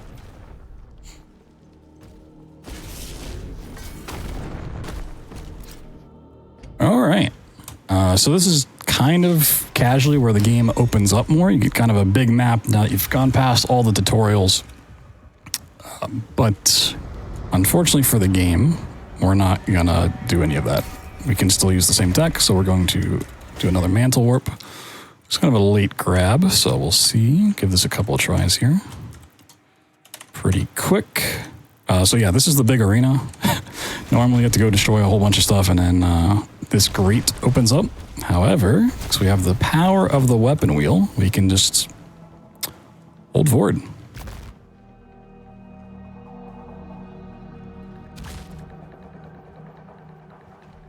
I'm going to be doing this on the next map as well. So just to say, if you're liking what you're seeing or if you want to mess around with this game yourself, the Discord is very active for this. Plenty of different categories. We've got people working on any percent. We have restricted, which is more normalized gameplay. Just kind of fast, some movement stuff. Plenty of people are working on like 100%, Ultra Nightmare. Shield is down, and the gate is taken taking heavy damage. So if any of that sounds appealing, you know, hop in. It's a good time. Strats are changing on the daily. It's a very collaborative effort. A lot of people pitching in to get the stuff working.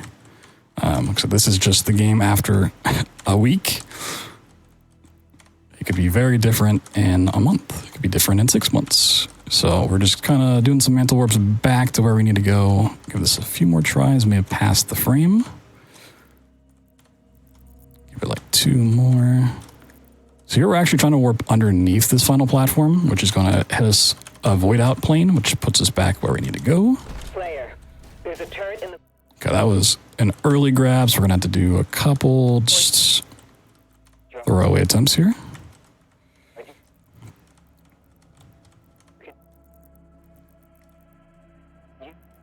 So yeah, we're actually underneath where we need to go, but we're going to void out and spawn at the ends. Oop. There we go. The last lifeboat has been evacuated.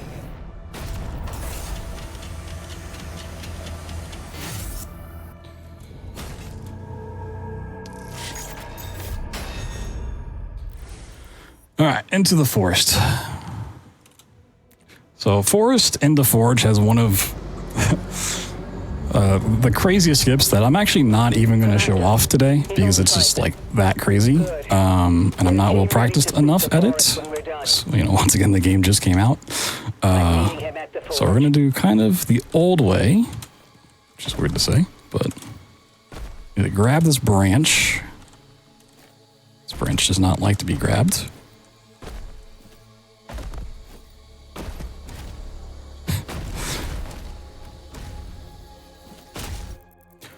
That was kind of late. We'll see. Give us just a handful of attempts.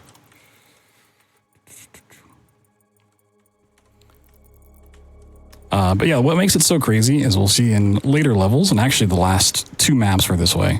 Some of these maps kind of exist in the same map, more or less. So this is the Abyssal Forest. The next map is the Ancestral Forge. You can actually get to the very end of the forge from here. So Siege 1 and 2, the 2 maps we just mantle warped through, also exist on the same map. In theory, you could get to the end of Siege 2 from Siege 1, but they're just so far apart, we don't currently have a way to mantle warp. So even though we can like go across the map with the auto map, there are still restrictions. Like you're still kind of held to certain properties. So if we could find a way to clip the auto map out of itself and just traverse like thousands of units, the game could really open up. Okay. So unfortunately, this is frame perfect, so it is very easy to miss the frame, even with buffering.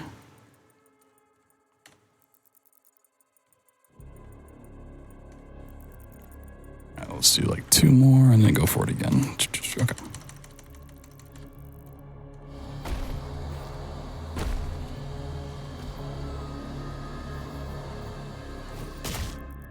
That was early, so I'm actually going to throw a couple away.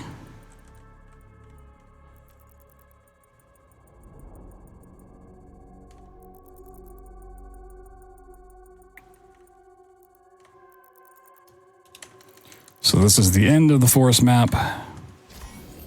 And we just take this elevator down.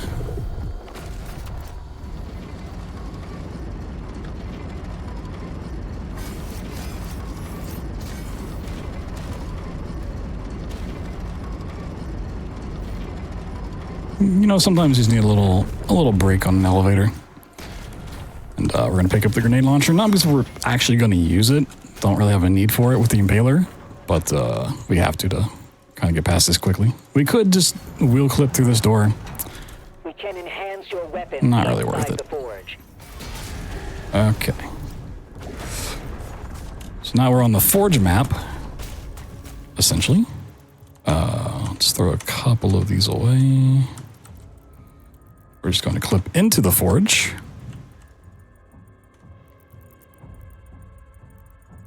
And even when I get this one, it kind of like jump scares me because it, changes the auto map too when I'm in the middle of stuff.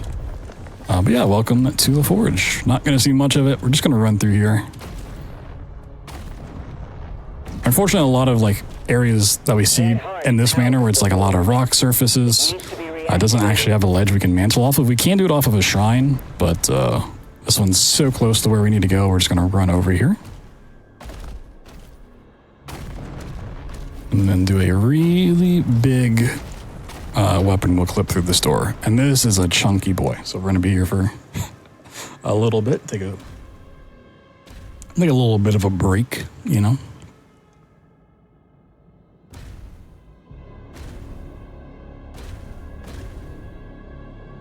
you might hear like a little sound effect playing, like a little boost.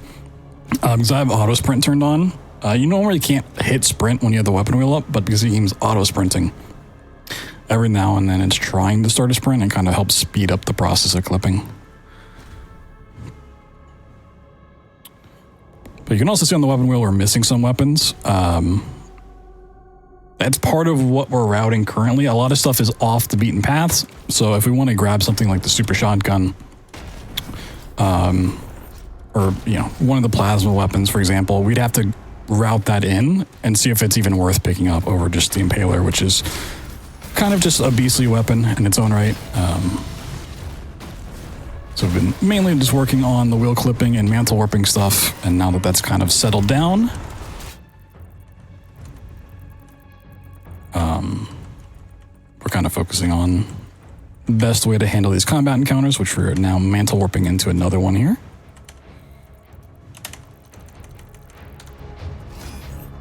We're going to get our shield rune, even though we're not going to see the animation for it. Start the fight, and then take out some of the bigger enemies here.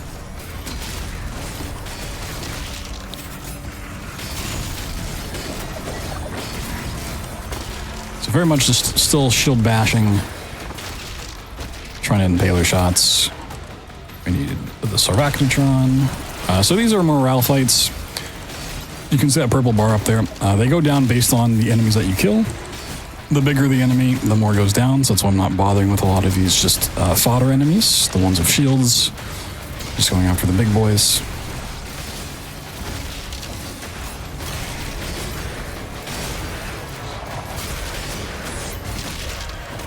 Now we run over here.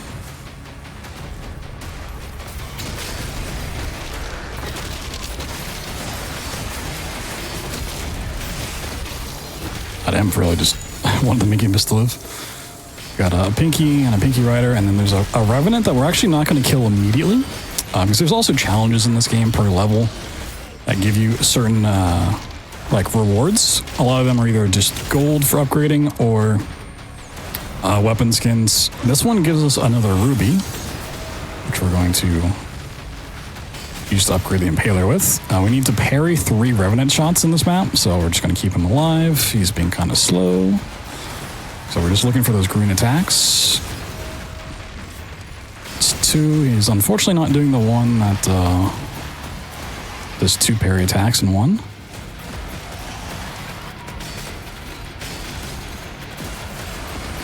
He really does not want to do it? Okay. Our other Revenant did? Alright. So now we have the challenge done, we can just beat up the Cyber Mancubus.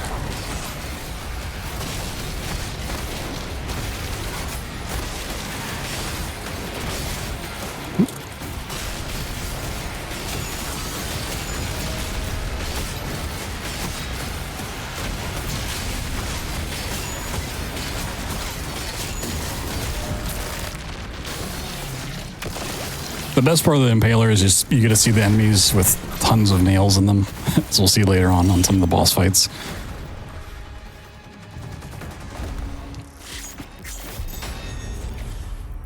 Okay, to the Forsaken Plains.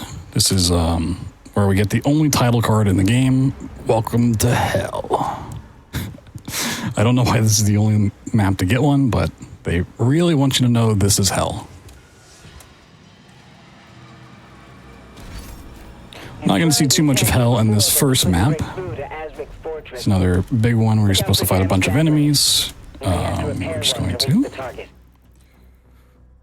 instead mantle warp to a very precise spot behind the mech here. There's also different types of mantling animations. This is like off of a short prop, so it's a little bit awkward to do, but we got in there. Gonna get a little bit of gold. And then jump into the mech.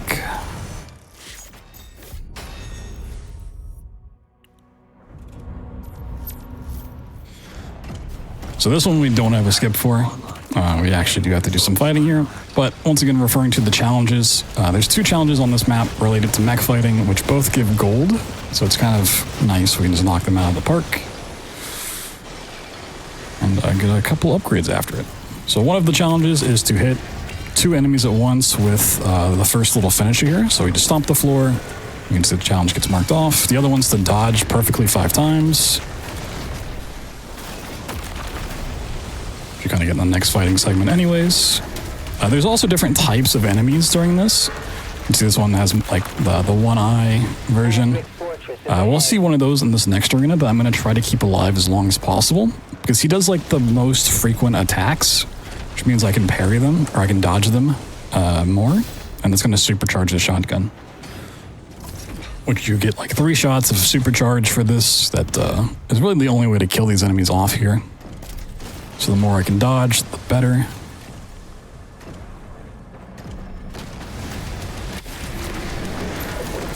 Once again, you can see the gun gets red hot.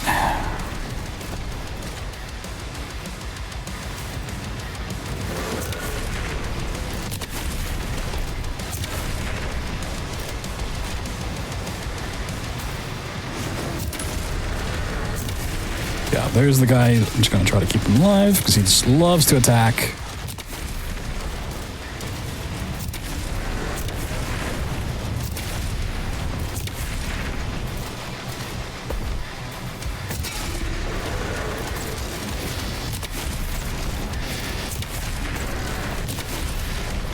That should be the last one. Cool.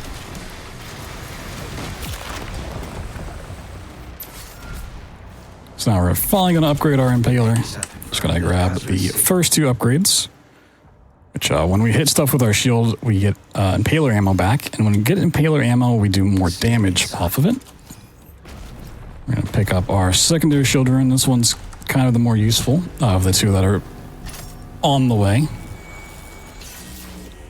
And then we're going to do 2 mantle warps chained together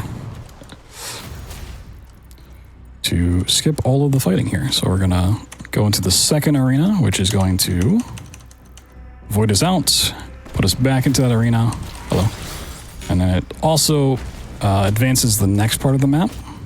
It's like this up here wasn't spawned in before. And we also need to hit a void out plane relatively over here. Isn't super precise, but it's also not free. There's a chance I just fall infinitely.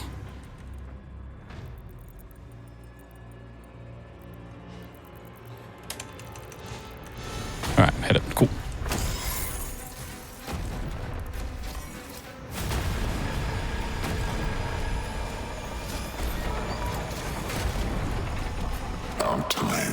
A little sneak peek at the big bad of this game. We'll be seeing plenty of him later on. And oh boy, is he a doozy. Another fun combat encounter. So now that I'm doing these shield throws, it's giving me ammo for the gun. You can see it kind of glowing from time to time. That means it's like an empowered shot. Kind of like how it was for the mech and dodging. So we just do more damage when we do that.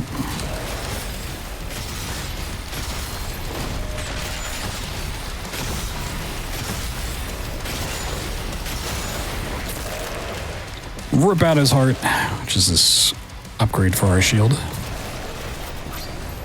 And we don't even need to wait for the portal to spawn in. We can just run to where it's gonna be. Whoop. We need you at the command station. Level end. Okay. Into the Sentinel command station.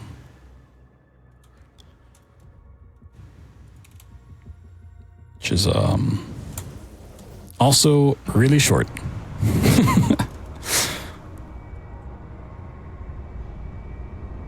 Any level that doesn't end on like the end trigger's not like on a fight or like an interactable, just allows us to pretty much jump straight to the end.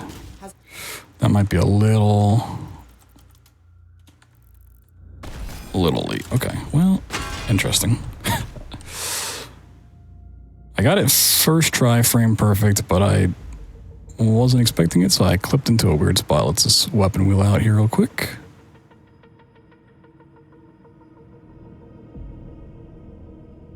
And we should be good.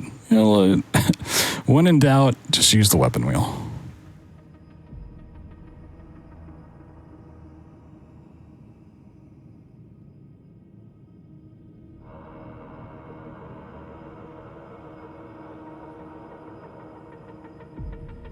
It's a little bit thicker of a wall than I thought. It's fine.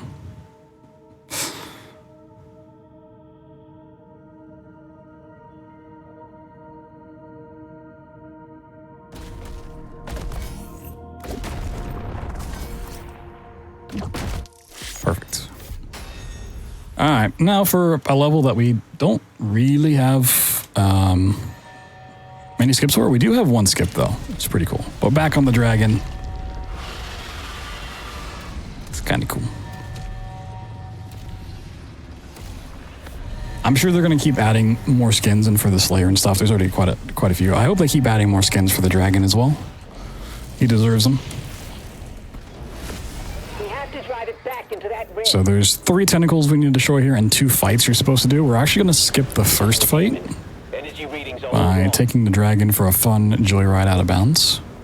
Tentacles are ripping the station apart. So we're going to go down here, which is supposed to push you back up. It's like, you're too low, but it kind of gives up after a second. It's like, oh, okay. I guess we just can't push you up. So we get to go underneath where we're supposed to be. And we can hit a checkpoint here. Which area is only supposed to really get unlocked once you do the first fight. So we're just going to bypass that. And it's funny, later on you're going to hear an audio cue that both the demonic portals have been destroyed, which is the 2 fights, but we never destroyed the first one.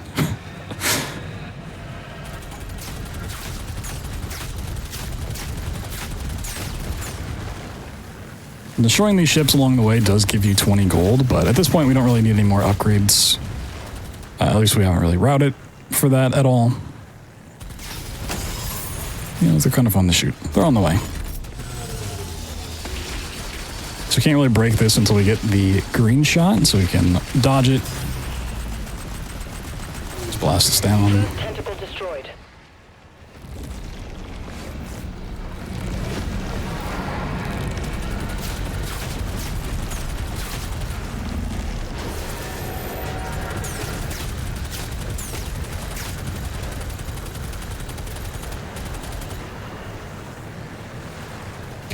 To get to the other 2 tentacles, we gotta take down one of these ships. Just have a lot of cannons with shields that you gotta blow up, and then you can beat up the Eye of Sauron on top. You know, some crazy demonic tech they got going on here.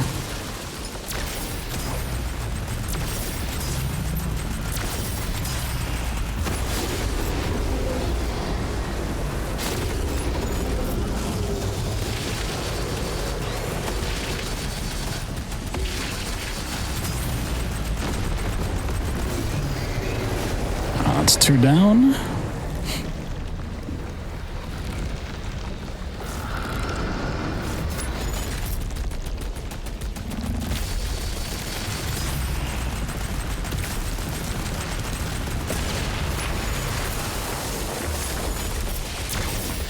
See a lovely comment in chat, which you see so often with games of like, why don't you just enjoy the game first? Well, I played this game casually for 22 hours, 100%ed it.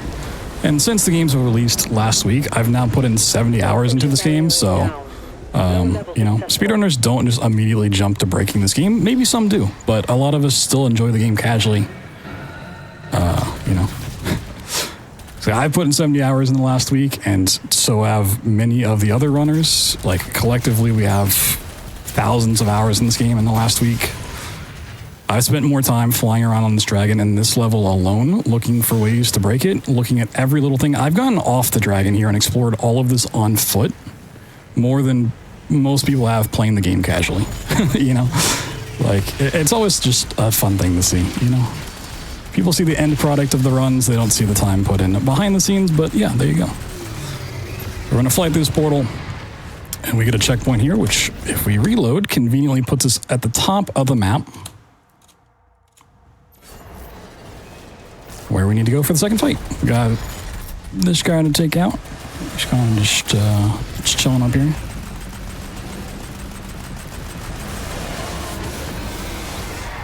Whee.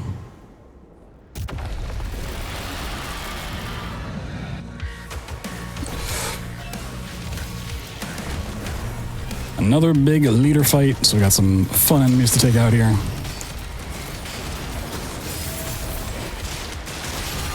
So the second children that we picked up back in hell actually shoots out like a bunch of daggers when we do a parry. Which is pretty cool, does a lot of damage.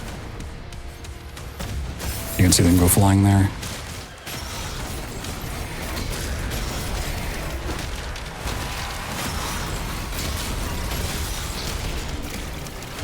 I believe it's actually in the level before this where you get like a really cool shield upgrade that has like an auto turret pop up.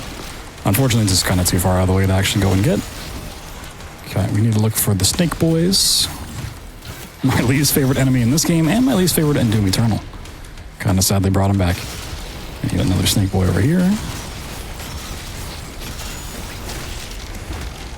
So here I'm actually taking out a little bit of extra fodder, because if I don't, we're going to have another one of the boss fights from before spawn in. We need an arachnodrome, I think, somewhere. There you are. But we can actually bypass having to fight that guy if we just kill off some of the smaller enemies. And the leader, once it's dead, does not care what else is alive. It just ends the fight instantly. And luckily this Revenant goes down really, really quickly.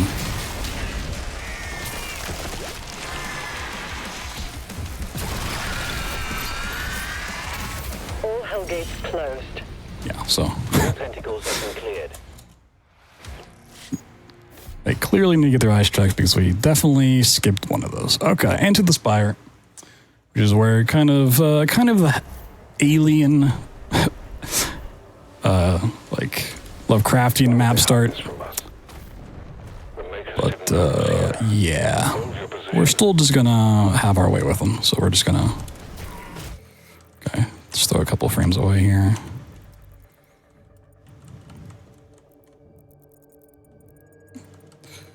So this level, normally you clear out this first arena, and then it opens up a giant part that's underwater normally, and you go do a bunch of stuff on the dragon, and then you come back here, but we can just mantle warp right into the final little room.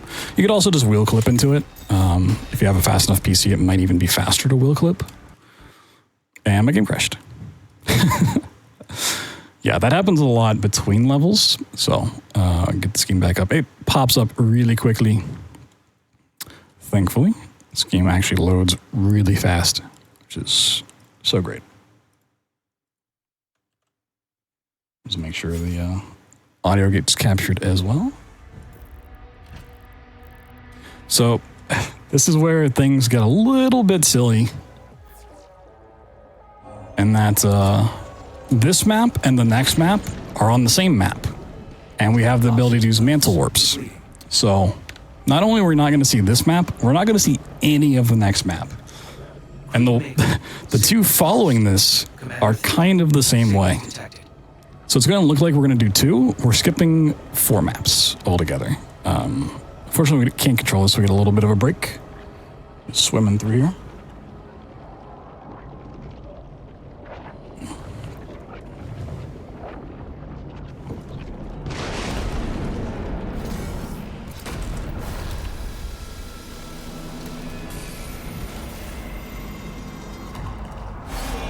I believe this is being called the combo warp, or something along those lines. We're going to set up a mantle warp here, and then position the camera just properly, getting it first try. And when we load back in, we're going to fall and hold forward. And hopefully land the very end of the second map here. Inserting an object that we did not collect.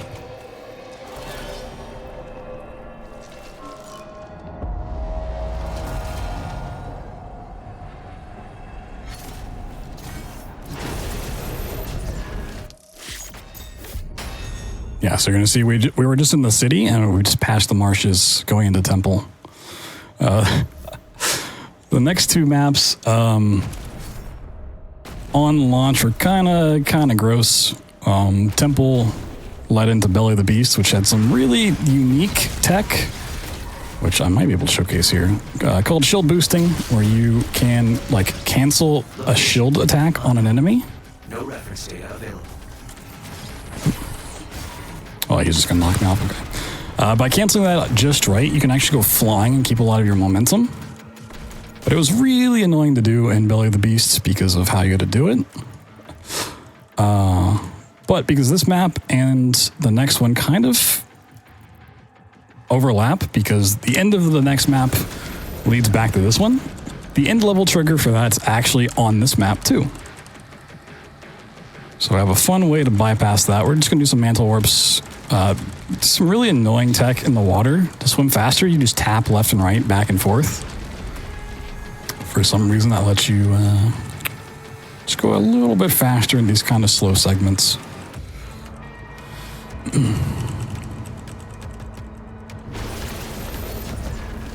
And take out a Cosmic Baron just so he's not annoying. So we're actually going to use the Shrine to do another mantle warp. I'm going to start a series of mantle warps here. But we're also going to use it to upgrade the shield rune once more. And then warp right here. It's kind of a late start. Okay, we got it. Second try. So we're doing this to bypass spawning the enemies, and we're just going to jump up on the ship. So we need more height.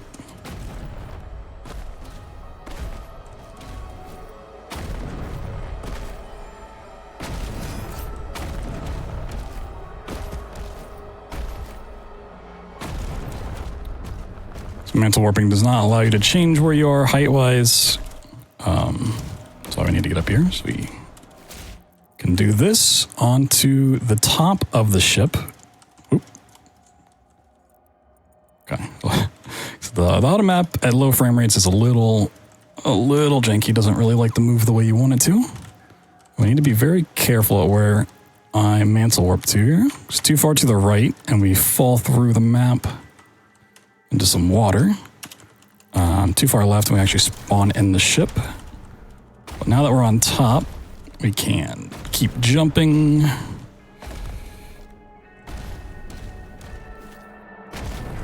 And then we actually get close enough to this ring, which you're not supposed to get to for a very long time. Oop. Okay. The game's being kind of naughty. Very slippery ship. Someone waxed it too well. Okay. So if we jump up, we can actually target this. Oh, it really does not like me being up here right now. And fly off into what's supposed to be a portal. But there's not one there. And then into the final part. So at the end of this map, the end of the temple map, you're supposed to kind of get swallowed up by, spoilers, Cthulhu. You are supposed to unleash in the Spire map, which we bypassed a couple maps ago. And then you go into the belly of the beast, and you go through that, and you come back to where the temple ends. So luckily for us, the final part of that map still exists here. So we're just going to bypass that entirely.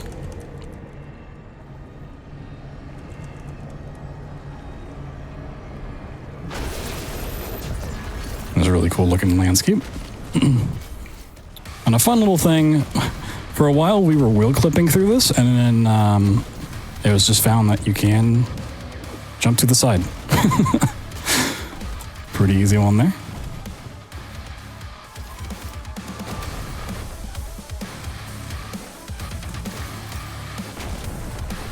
But yeah, the only reason we don't mantle up here is just because this is much higher and it's faster run. So interacting with this pedestal is usually what ends this level. When you come back and you go through the door, we're going to wheel clip here.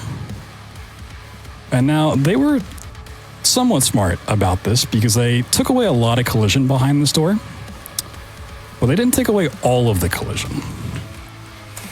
So these stairs, which you're supposed to climb normally, do not have collision. The sides of the stairs do. So we're just going to run all the way up here. Things are going to freak out for a second, and we're just going to enter the final arena without any enemies, and we can just run to the end of it.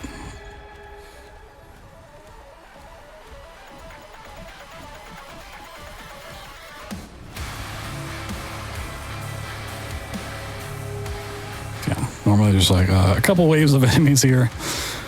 So you run to save this commander lady. But yeah, we just run over here, level ends, and we skip this one and Belly of the Beast. You'll see it pop up there. And to Harbor of Souls. So you've kind of died, more or less, and you're in the underworld, kind of, is what's happening here. So try not to spoil too much stuff, but, you know, if you're watching this, maybe you're fine with it. And there's a mantle spot we can do right here. Well, that was kind of a late start. Let's see. Give this a handful of tries. Cool. If we fall right here underneath the map, it's actually, believe it or not, the end of the map. Well, I've fallen off in a dangerously weird spot. That's fine. We can just take the elevator.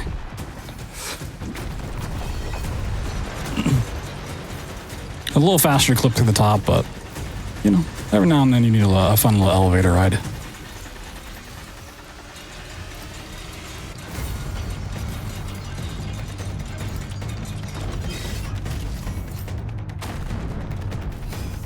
Yeah, luckily for us, a lot of times they put the end of the map underneath where it starts and not on top of.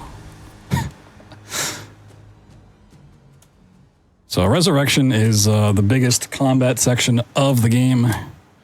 We've not found any ways to skip it as of yet. But the next 3 maps you're going to see a little bit of fighting. Just a wee bit.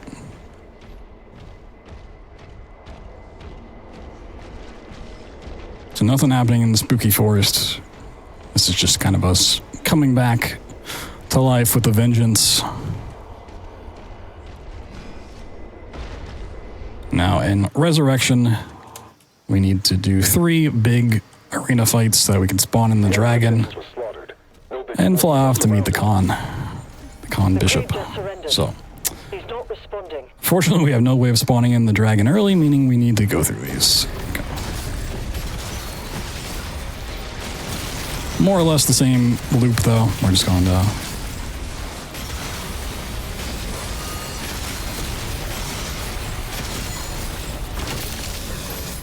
impale everything that we can, block shots, shield bash on loop.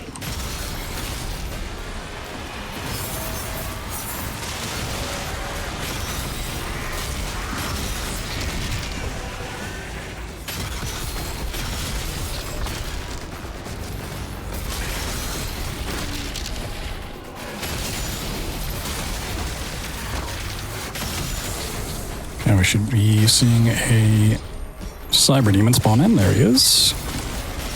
Hello, our old friends.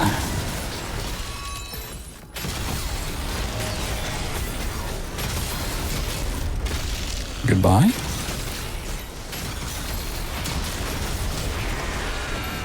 So this is actually one of the fights where fodder is really nice to kill. It kind of requires it. There's not enough big enemies. broken. It doesn't matter what else is alive when you have it all the way down. As long as you kill the leader, the fight will just end. You can see all the impaled shots on him.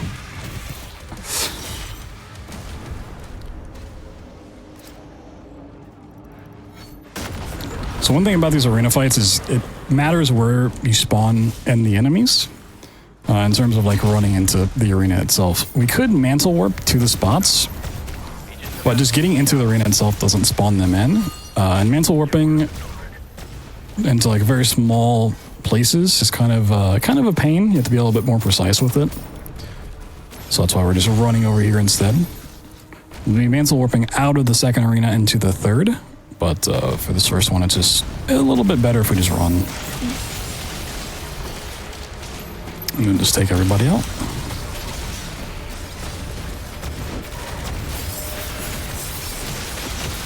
As far as where enemies spawn in the arena themselves, it is always a static spawn. So I always know where these turrets are going to be. I know where these fodder are going to be. Which makes it pretty nice to just hunt down the ones that you need. I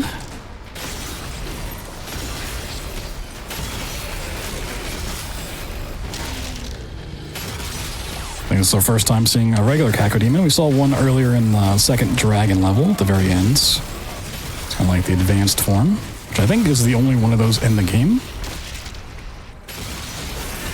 Okay, we're just waiting for the Komodo to spawn,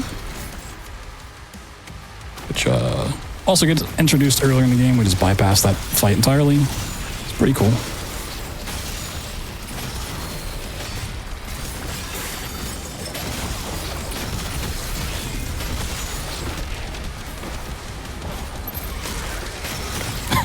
Targeting on that one went a little crazy. So now he's almost dead. I'm kind of walking my way over to where we want to mantle warp, just so when this is done, we can get out quickly.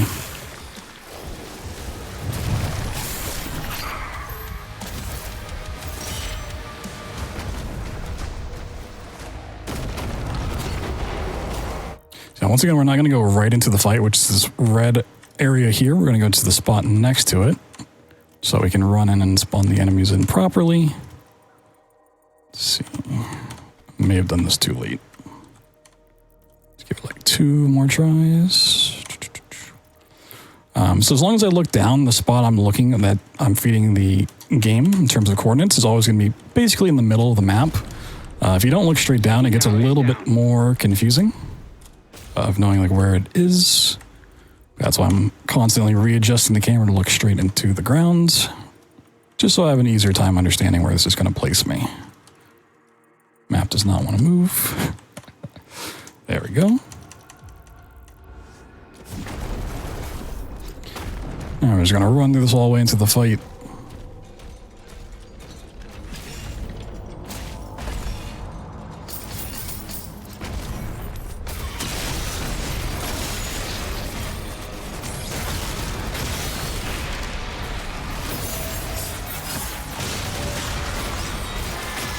Whoa, okay, that guy's teleporting all over the place. Who does he think he is, me? That's what the demons see when I'm running the game.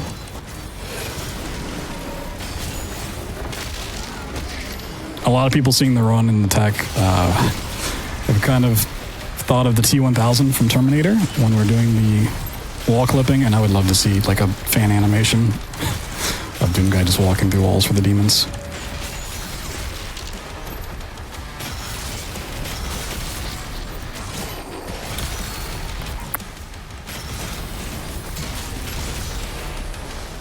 Where did you teleport to?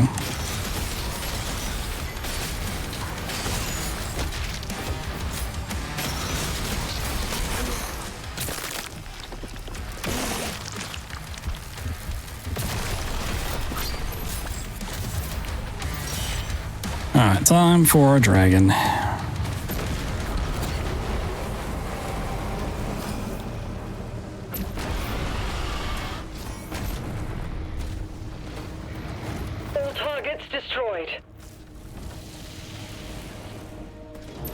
So yeah, there's the ship up there, and it all is technically loaded in.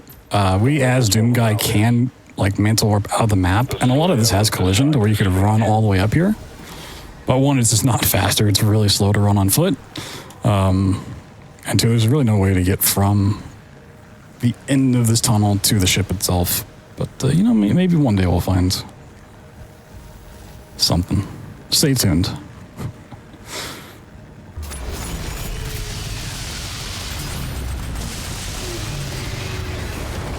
This is where we kind of start our boss fighting arc.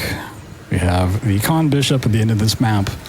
We have the final battle, which is not the final battle, it's a lie, where we're going to see part 1 of the final boss, and then Reckoning is going to be part 2 of the final boss. And we kind of skip everything else in between.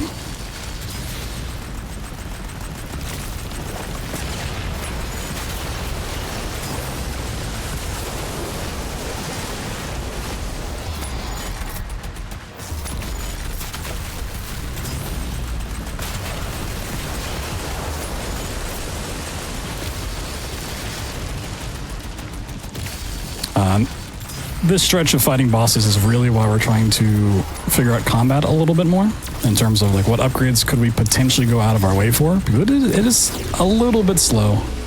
We're just trying to find the most optimal way to get these bosses down. So we'll see with this guy. He has a really annoying mechanic where he becomes a little bit of a bubble boy, and we don't really have a way to break it. And if you've played the game, you might be thinking, oh, we'll just use a plasma gun. Well, one, we don't have a plasma gun, so we'd have to go away for that.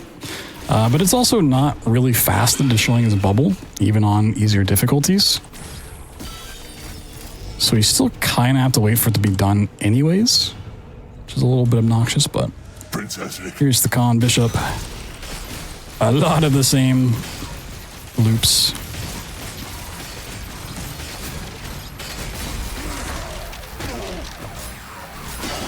A lot of his attacks, if you see them like on the arena itself, are just, you know, AoE fields of damage. Here's Bubble Boy. Not really any way to deal with him. And unfortunately, we can't like clip into the bubble either. That just doesn't work. Yeah. If you see yellow on the map, it's just something that would do damage to us. For the most part, we can just ignore it.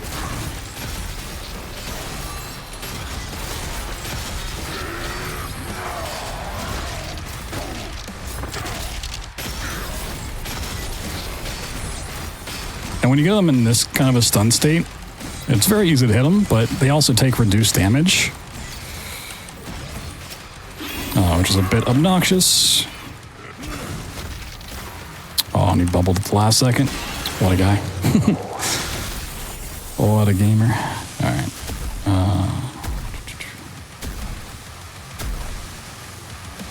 The rare grenade launcher.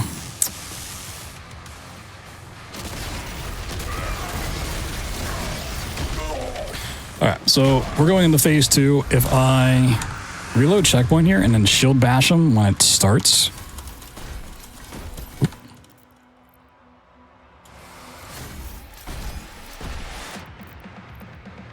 can actually skip the first bubble here. Does not want to shield bash him. There we go. And he did it anyways. What a gamer. Alright, we'll just let him have his bubble. It's fine.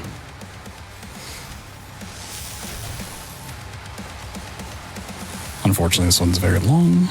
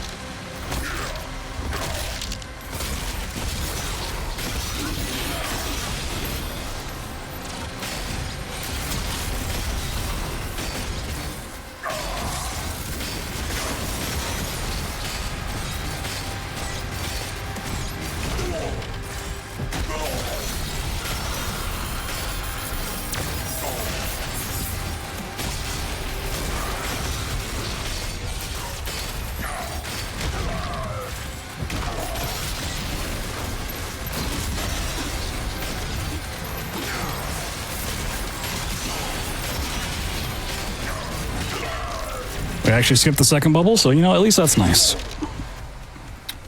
That is nice. So it usually does do a second bubble in that phase.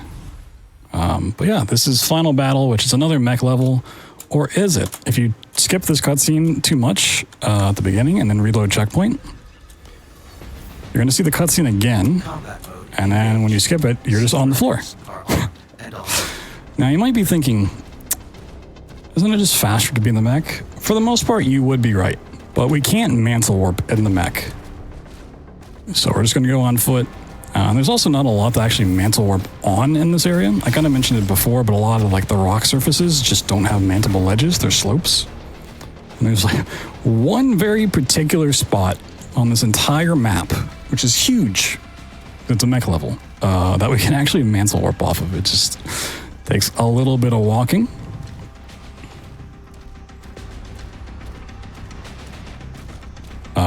This is also kind of a scary skip that does not have a safety precaution in place, no extra checkpoints, so if somehow it does go wrong, we'll take like kind of an easy way out on the second attempt. Also, yeah, all of these buildings are supposed to be like destructible because you're supposed to be in a mech, but you can just destroy them with basic weapons. Just running into them. Okay, so the area we're looking for is right over here. We're actually going to break this building so we get access to it. There's a spot right here that we need to squeeze through. So the ledge we want to grab is right up here.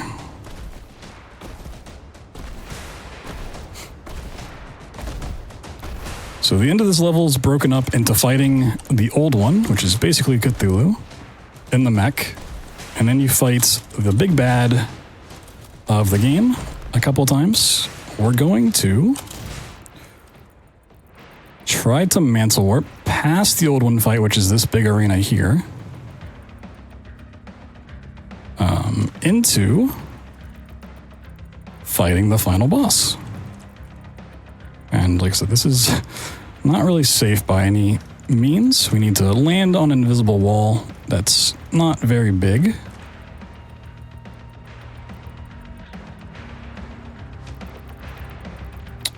Should be like this for the next one, I think. So let's see here. All right. So we hope that we land on the wall, which we did. And now we need to traverse. So here's the final arena. We could just fall in, but that doesn't spawn in the final boss. The trigger for that is, where is the guy? He's over here. Okay. Located underneath this enemy. Be careful not to fall into the void. Okay. So walk over here, spawn in the final boss, and then we need to actually clip it back in. Let's see. This is also another spot where we don't have a great consistent spot of clipping in, so we're just going to hold forward for a little bit. We're getting underneath the floor, essentially, so we can jump up through it. But we need to be far enough in that that's actually going to happen, and it's not going to push us back out. And then once we get in here, we need to fight them. We still have not gotten the checkpoint yet, so if I somehow died to the first phase of Azrak here, I would go back to the very beginning of the map. So I need to be very careful to at least get into phase 2, and then we can get a little wild with it.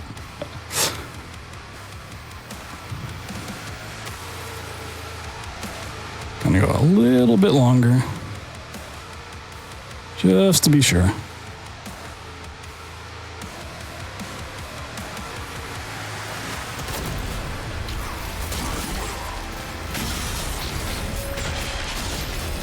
So same kind of gameplay loop as we've been doing before.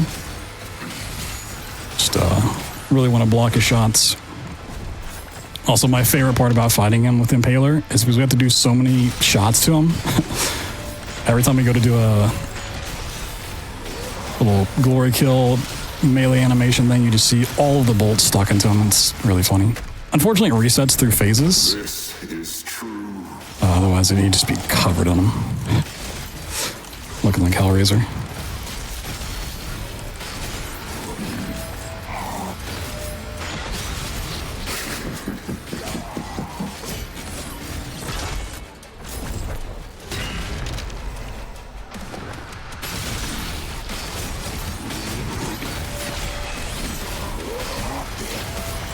He does hit quite hard, so I do try to block as many of his attacks as possible.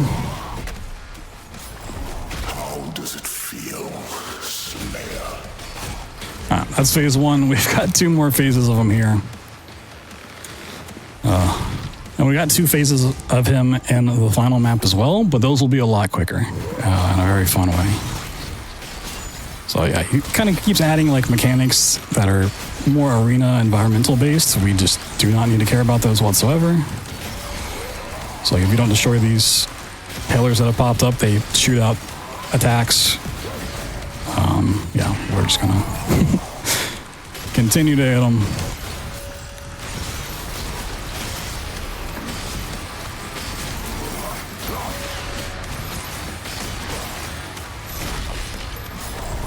Enough of this! Yeah, you'll also see as we go through this fight with Azrak here, it's a lot of him like tossing us back and doing stuff to us, and it eventually slowly fades into us doing melee animations against him in those little cutscenes. It's kind of a cool touch, but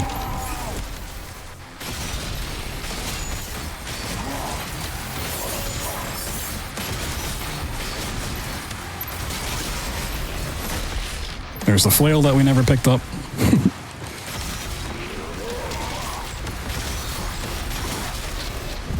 Alright, phase 2 down, and just mouth full of needles. Oh no, we got stabbed. The worst. Alright, phase 3, it's gonna start with him flying up into the sky.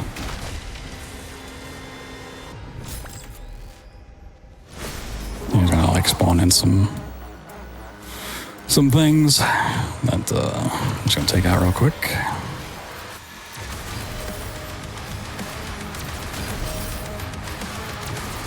And just another fun round of blasting him in the face.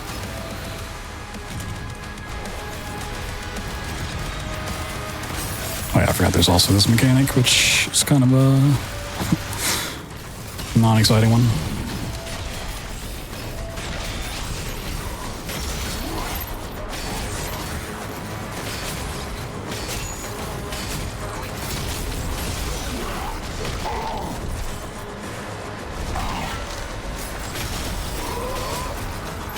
Oh no, pillars again. Oh no.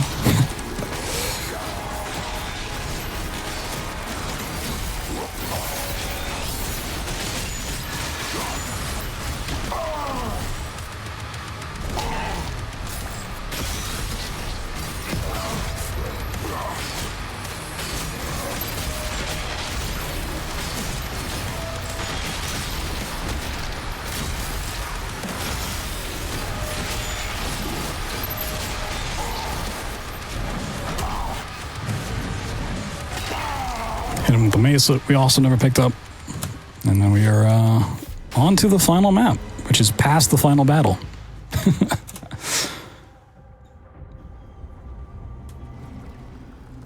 So we're going to go back to our old cheaty ways of using mantle warps. We're going to do one right off the start here.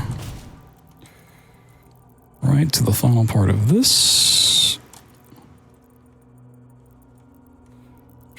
We need to get on Azrak's ship, which is done through this cutscene over here. It's kind of a scary spot. Where are we at? All right, we'll clip our way through. Like when in doubt, just break out the weapon wheel. Also, fun thing, the grenade launcher is the only gun in the game that is too long for the weapon wheel's like text box, so it kind of just jiggles back and forth. I don't know why they didn't just make the text a little bit smaller, but it's a fun thing to notice when you're just holding this out.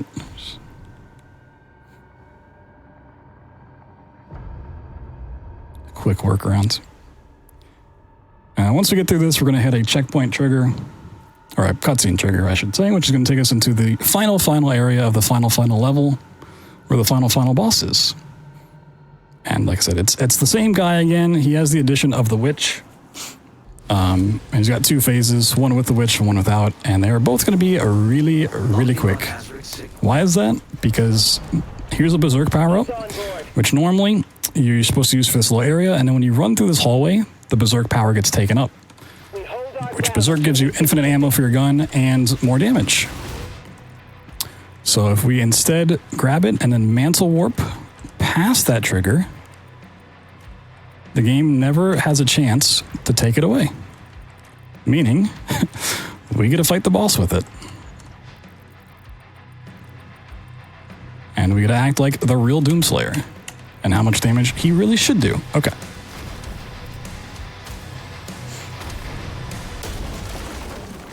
So get ready for a really quick boss fight. And then once this map's over with, that is time.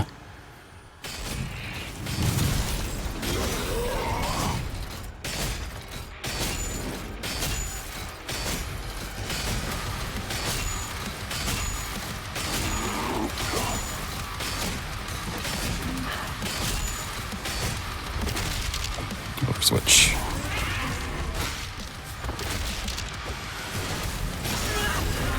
Alright, that's phase 1. Azrak and the Witch. There goes the Witch. He's gonna make us a tempting offer. Come on, the Horde. Kill me, and this war will never end. Alright, sounds good, buddy.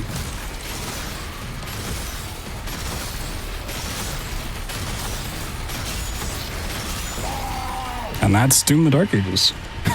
At least the route that we have a week after release. Said things will change quite a bit, I'm sure. It's already pretty crazy, and the community's still hard at work finding stuff.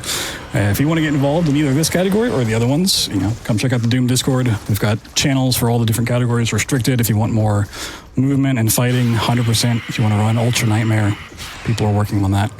We'd be glad to have you. The more eyes we can get on it, the better. We can bring this down. Also, if you like FPS speedruns, I run over 80 FPS in horror games for the most part. And check me out at twitch.tv/bloodthunder. All my stuff's on YouTube as well. Just search for my name. Done plenty of GDQ runs in the past. At SGDQ coming up in just a couple months, we'll actually be running Indiana Jones and the Great Circle, another id Tech engine game. It's not nearly as broken as this, but still quite broken. So, if you like those games, come check me out. Be glad to have you.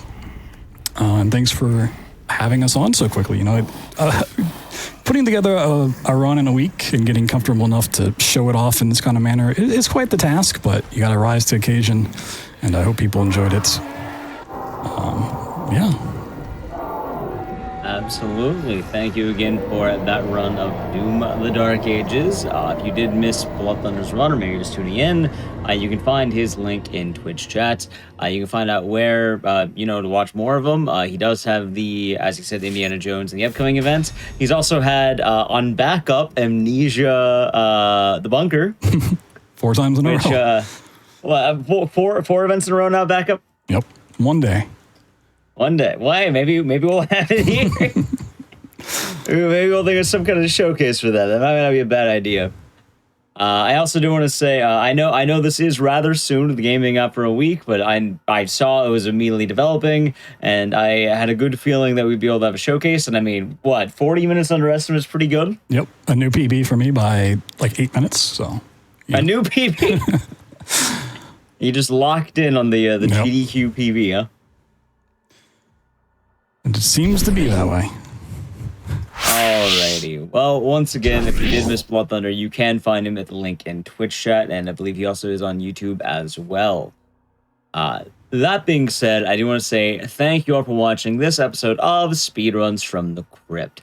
It was the Eternal Dark Age. I just like that title. I like saying it. It's fun. I think it was a good mashup of games, so hopefully you all enjoyed that. It was also kind of nice having, more of a traditional multiple run showcase instead of just a couple of really long ones. I do like the long ones, but I do know we do miss some of the multiple runs sometimes. Anyway, before I go, just some announcements to keep up to date. For all the stuff around GDQ, we have the GDQ Discord. You can get more involved in the community and join that official Discord with the Hotfix role to stay in the loop for upcoming events, chat with staff, and more with ! Discord. Always a good way to keep up to date there. We have our YouTube, in case you miss any VODs, youtube.com/gamesdonequick. And also like the video, subscribe if you're watching it over there, maybe watching this VOD. As well, we do have our website, gdq.gg/hotfix, where you can see all the upcoming week schedule for any of the Hotfix shows.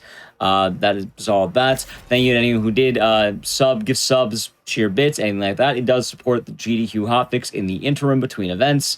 And as well, we do have an upcoming event, Black in a Flash's Summer Speedrunning Celebration, Juneteenth. We'll be live on the GDQ channel from June 19th to the 22nd. You can type !Juneteenth in chat for the full schedule, or visit gdq.gg/BAF to learn how you can join the Black in the Flash community. Anyway, I have been your host, Dices. I put on a lot of these shows. If you enjoy Speedruns from the Crypt, come check me out sometime. I talk about a lot of how it works, stuff like that. Anyway, we'll be having just the reruns in a moment here. We'll have the replay in case you miss either one of the Hotfix shows tonight. You can stay tuned for a replay of both of them coming up right after a break. Anyway, thank you all for watching. Have a wonderful